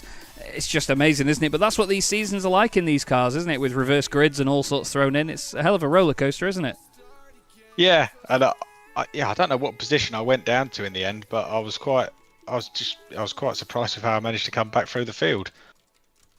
Well, I was going to say, I think we were surprised as well, because it seemed like you'd, obviously at Turn 1, you were so far down, not just from, position-wise, but from the back of the pack as well. It all just fell into place for you in the end. And, I mean, wrangling that Corvette's not easy either, is it? Because it's a bit of a wiggly pig. Yeah, I quite like it because you have to be really light on the brakes. And I've spent a lot of time in the TCRs, which are the same. And it seems really weird to say that the two cars drive similar, but that kind of helped me gel with it. Really, the fact that I had to be really light and careful on the brakes. Well, it certainly worked out for you, Arthur, and I must say as well, after seeing you with us in the Winter Tour last season, to get you back for this one again and then get the result come your way like this, it's been a lovely story. Is there anyone you'd like to give a shout out to before we let you go to enjoy the moment? The first I got to shout out to my wife for agreeing to look after the baby on the Tuesday nights, and so I could do this yourselves and putting on this league. It's been great fun, and I couldn't. The tension going into this last round with everyone so close, and then also the Attitude sponsors, Mr. Hedge, Sim Stickers. I'm very happy. Thank you very much. Well, it's been lovely to have you, Arthur. Very well done, mate, and well, hopefully speak to you again very, very soon. Congratulations on winning the championship, mate. Thank you very much. Well, there we go. Arthur Thurtle, champion of the SRM GT3 Winter Tour by Derbyshire Holiday Homes. And we'll bring in the man that was close, sorry Adam, midway through sentence. Mr. Watson joins us in the box. Adam, that night had everything, didn't it? Race victory in the first race, unfortunate circumstances in the second one, but what a storybook it's written for this season. Yeah, it's definitely been one of them seasons, obviously coming in halfway through and then, being able to survive the championships good enough, but nearly winning it is even better. But well done to Arthur. Arthur deserved it. He's done a really good season. Yeah, it's been interesting to see stablemates go at it as well, because obviously with the livery differences, it was easy for us to sort of forget that you're in the same stable sometimes. Was there a lot of communication going on during the race while you were together, or were you in your own worlds? No, so obviously we're all together. We're all running the same Discord chat. So yeah, well, luckily Johnny Walker let me drive as him as his 3M team. So yeah, but Mark lets us race against each other. So yeah, and we've always had this good racing between even with Tim and Johnny. So it's good that we can all race. Absolutely, and it's been very exciting to have you with us again, Adam. An incredible record so far this season. I say so far as if it's not over, but you know what I mean. Incredible, taking the victories and pole after pole after pole. What next for you? Are you racing elsewhere at the moment in other series or anything like that? Well, first I'll try and forget tonight. But yeah, no. So it's because I don't know, it might have been different, but yeah. So no. So I've got World GT coming up, so we'll be doing that, and then definitely gonna look at try and do the GT4 series, and then we'll just see what happens. Cracking stuff. Well, great to speak to you as always, Adam. Very well done on an incredible season, considering that you didn't do all of the rounds. Absolutely love it. And obviously, thank you for jumping in. Is there anyone you'd like to give a shout out to before you go? Yeah, just all the sponsors, 3M, Johnny for letting me run in, Mark for supporting, Sim Stickers, Mr. Hedge, Access to Inspiration, Lime Source Centre, and you guys for putting on a really good stream. Thank you very much, Adam. Oh, sorry. Go on. No, I was going to say something, but I don't want to get in trouble. Well, thank you very much for jumping in, Adam. Great to speak to you as always. And yeah, best of luck in your future series, and we'll see you soon. No worries. Thank you. Adam Watson, understandably a little bit dejected after that, and maybe a bit annoyed to say the least, Ed, but it's it's an incident we'll be looking at for a while yet, but it's an incident that decided a championship. I mean, our initial thought was that it didn't need defending, it didn't need messing with, but it's, a racing driver, you can't always tell them to slow down. Yeah. But what about this man? We can't tell him to slow down. Jake Cranstone, you must be... I mean, we're buzzing for you, to be honest, that you took that race victory. We said you deserved it. I think that's possibly the hardest I've ever seen you work for a win. How do you feel? I've been sweating this whole season, Chaz, but you just haven't seen it. It's just... I hate this car. I hate it. We have said that there's a bit of hatred. Yeah, and for the car, it's not fair that I've won the last race. It should have ended up in the wall. It's that bad, is it? It does not suit me at all. And I only chose it because it's the only one I own, and I'm too tight to buy another one. I love that. I was going to ask all season why people had picked certain cars and so on, but I didn't want to start a massive political thing of, I'm only in this because someone put weight on the other one. And the fact that that's why is, yeah, I wish I had asked now. But what have you made of the season, though? Have you enjoyed yourself out there? What do you make of the whole thing as a package? I have. I say I've enjoyed it. You might think I'm lying, but I have enjoyed sort of racing with a new perspective, because obviously in the GT4 and in the Jettas and stuff, I'm used to being at the front. But you have to come to the races with a slightly different view on where you're going to be racing, who you can race, where to pick your battles. So it's been interesting, yeah.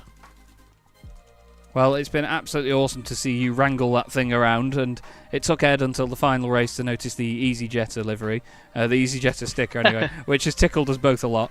But is there anyone you'd like to give a shout out to, Jake, before we let you go tonight? Yeah, thanks to you guys, everyone who's organised it, the SRM boys. Hi to Ali and Dave watching along. Thanks for supporting me through the season. Anyone else who's watching along at home. And I look forward to some more races this year in other stuff. Absolutely. Not this car. I was going to say, not this car in particular. Well, we look forward to having you, Jake. Thanks once again for joining us in the box tonight. Well done on your win. And again, we'll hope to see you soon, mate. Yeah, thanks, guys. Cheers. Well, Jake Cranstone, life of the party in many series that we see him in, Ed. And tell you what, he was certainly the star of the show in that race, wasn't he? Flipping heck, he worked hard. Yeah, it was great to obviously hear from Jake after what was a very up and down season for him, but great for him to get that race victory come the end, even if he's still not the best friends with that Mercedes. At least he got something for trouble come the end of it. But also it was great, wasn't it, Chaz, to hear from Adam Watson coming in for a chat, even despite obviously the circumstances in which his championship came to an end, the disappointment he must be feeling. Hats off that the first thing he did was praise the man who beat him to the title, Arthur Thurtle, for what was an amazing season. Yeah, it has been an absolute belter of a season, and I've actually just sorry. This guy's been lonely all night, and you know what? The stars have just aligned that he came in for an interview. I was admittedly just dragging Nils Core in for a chat to see how the hell he did that with that Mustang tonight, but you know what? Matt Hoyland probably hasn't had anyone to talk to all night, you poor sod. How are you, Matt? I'm very good, thank you. I feel like I've been deprived of any sort of contact with anyone else all evening. I've just been driving on my own. But I tell you what, though, I got a really good seat for all the drama that kicked off. I was going to Could say, see everything happen. You were in the perfect place for it all, and obviously your best night of the season as well, a 6th place and a 4th place, wasn't it, in the end? So some big points to round out your season. You must be over the moon. Yeah, very much so. I think it were more preying on others' misfortune, but I was just able to be consistent with it, thankfully. But just seeing Jake win it in the same car that I found struggling with all season, I'm like, yes, I finally got something out of it. And then you see someone else winning the same car, which is exactly what I was joining that chat room for, just to say I'm impressed as you dragged me in. But yeah, I can't complain.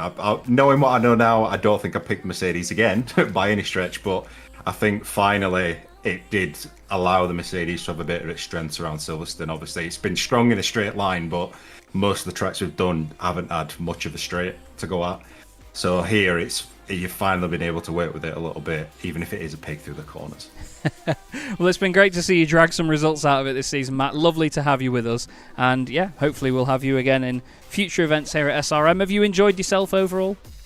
Yeah, very much so. It's been nice to race with a different group of guys. Obviously, I know I've competed with a few of them over in other series, but yeah, it's nice to do something different, have some different competitions, race a different car, and just mix it up a bit. It keeps it interesting, even if it's all a learning curve. But yeah, looking forward to seeing what comes next, and I'll definitely be getting involved. Great to have you, Matt. Thanks once again, mate. And is there anyone you'd like to give a quick shout out to? Yeah, shout out to DXT guys as usual. Shout out to both yourself and Ed. Obviously, commentary is amazing as always. Thank you. Shout out to the other guys who struggled with the Mercedes all season. You both, Ben and Jake, did a better job than I did. Thoroughly impressed me. And to everyone else who competed with, been great fun. Well, it's great to have you, Matt. Thanks once again, mate, and we'll hopefully see you soon. Cheers. Cheers, guys. Catch you later. And now I will very quickly just drag one more interview in. Nils Core into the commentary box. Nils, you must be pretty delighted to have a 2nd place in that one at the end there. A great final race, loads of action. Talk us through it. Yeah, I'm just happy that I finally managed to actually get a good race 1 and race 2. Yes, true. Very delighted with that. Yeah, you've not had a lot of good luck in this car this season, have you? I mean, you only had 1 podium coming into tonight, and then you get 2 on the bounce. So quite a positive memory to finish the season on, is it? Yeah, I mean, I expected it when I signed up for this, because all these smaller club tracks, I just don't get along at all. And then obviously the car I picked is also not the best for these smaller tracks. So I just knew if there's a chance somewhere, then it's probably Silverstone. Unfortunately, in the last race there, I just probably threw away a win there by getting a slowdown after I got into first place. I was going to say I thought there was a couple of slowdowns in there for a few guys in the top 4, but it was very, very close and very fair stuff, wasn't it, for the race lead? Some fantastic battles. Yeah, it was really amazing. I especially enjoyed the first race. I mean, unfortunately, I didn't manage to get past Arthur, but that was really great fun, putting the pressure on him and just trying every lap to get him somewhere.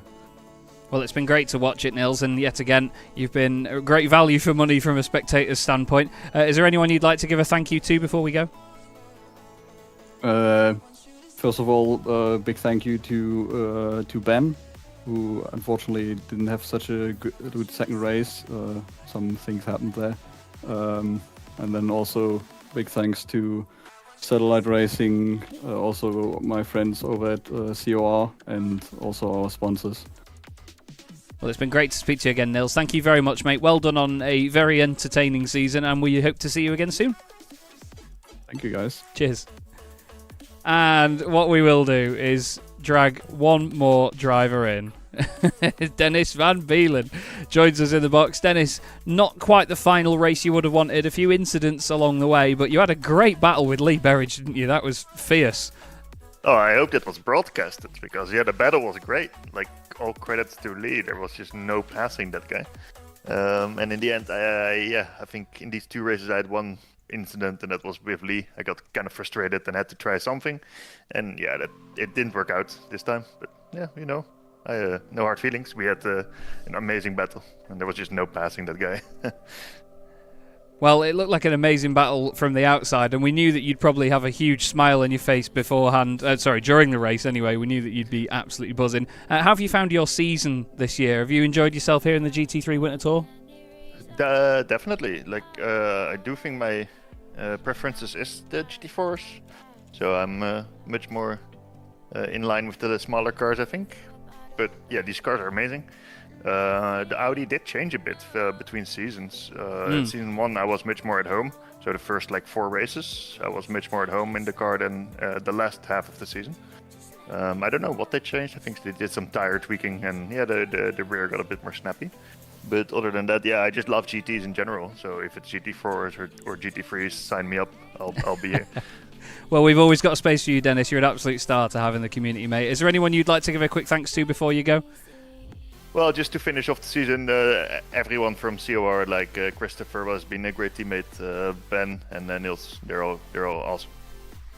Well, it's been great to have you, mate. Thanks once again for jumping in, and thanks for the patience in coming in for an interview. We hope to see you soon. Cheers. Well, of course. Thank you for hosting. Thank you. And have a good evening. You too. Well, Ed, I mean, dramatic doesn't cover that final race of the season that decided the championship, but goodness me, it could not have gone more down to the wire than that, could it? Epic, epic season once again from an SRM community series.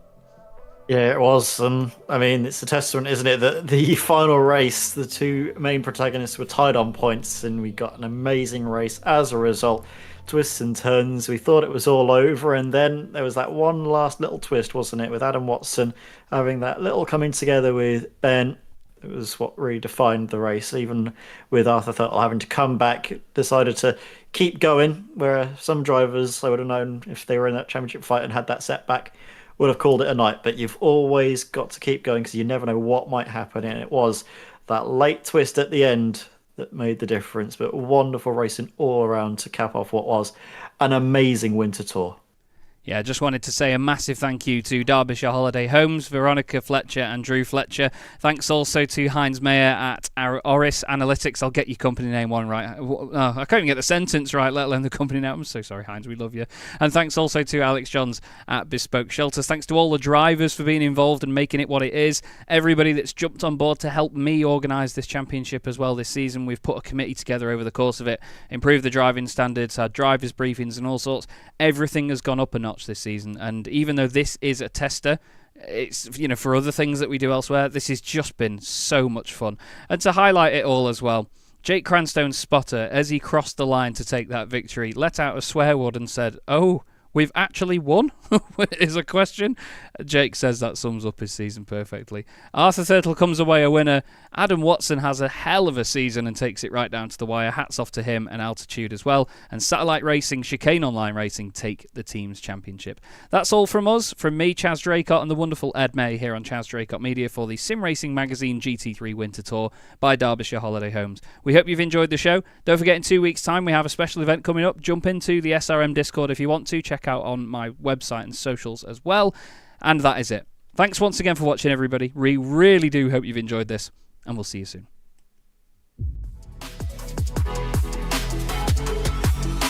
And look at Jochen Hahn and Antonio Albacete. The two of them go flying through the right-hand side, then the left-hand side. Jochen Hahn around the outside, and Lucas Hahn, no father and son, come together on the exit of turn 1. And the best thing about this is the fact that it's still a 15-minute sprint race. They've not extended the time of the race. It's still just like, it's going to be, what, 7 laps of Spa Francorchamps off? Yeah. We get to the real nitty-gritty of motorsport. Cranstone and Smith are side by side for the title in the very final race of the season. As they go back up the hill towards the Schumacher S. Nils Core clips the back at 10. Simon Povey clips the side of Nils Core. They go over the hill and Povey's around. Oh my god, that's going to definitely be the thumbnail, isn't it? Hit me in the right direction. Thank you so much. 23 cars.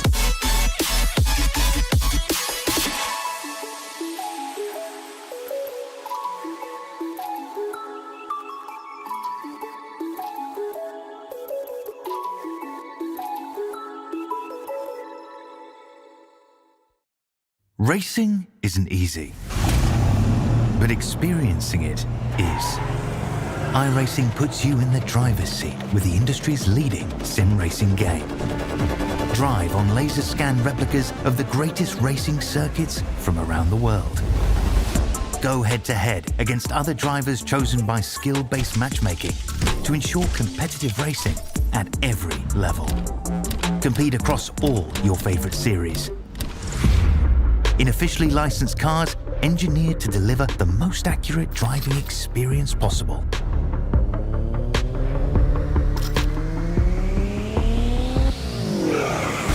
Join a race or host your own with players from across the globe. Race against the computer or in a league with friends. Feel the thrill behind the wheel.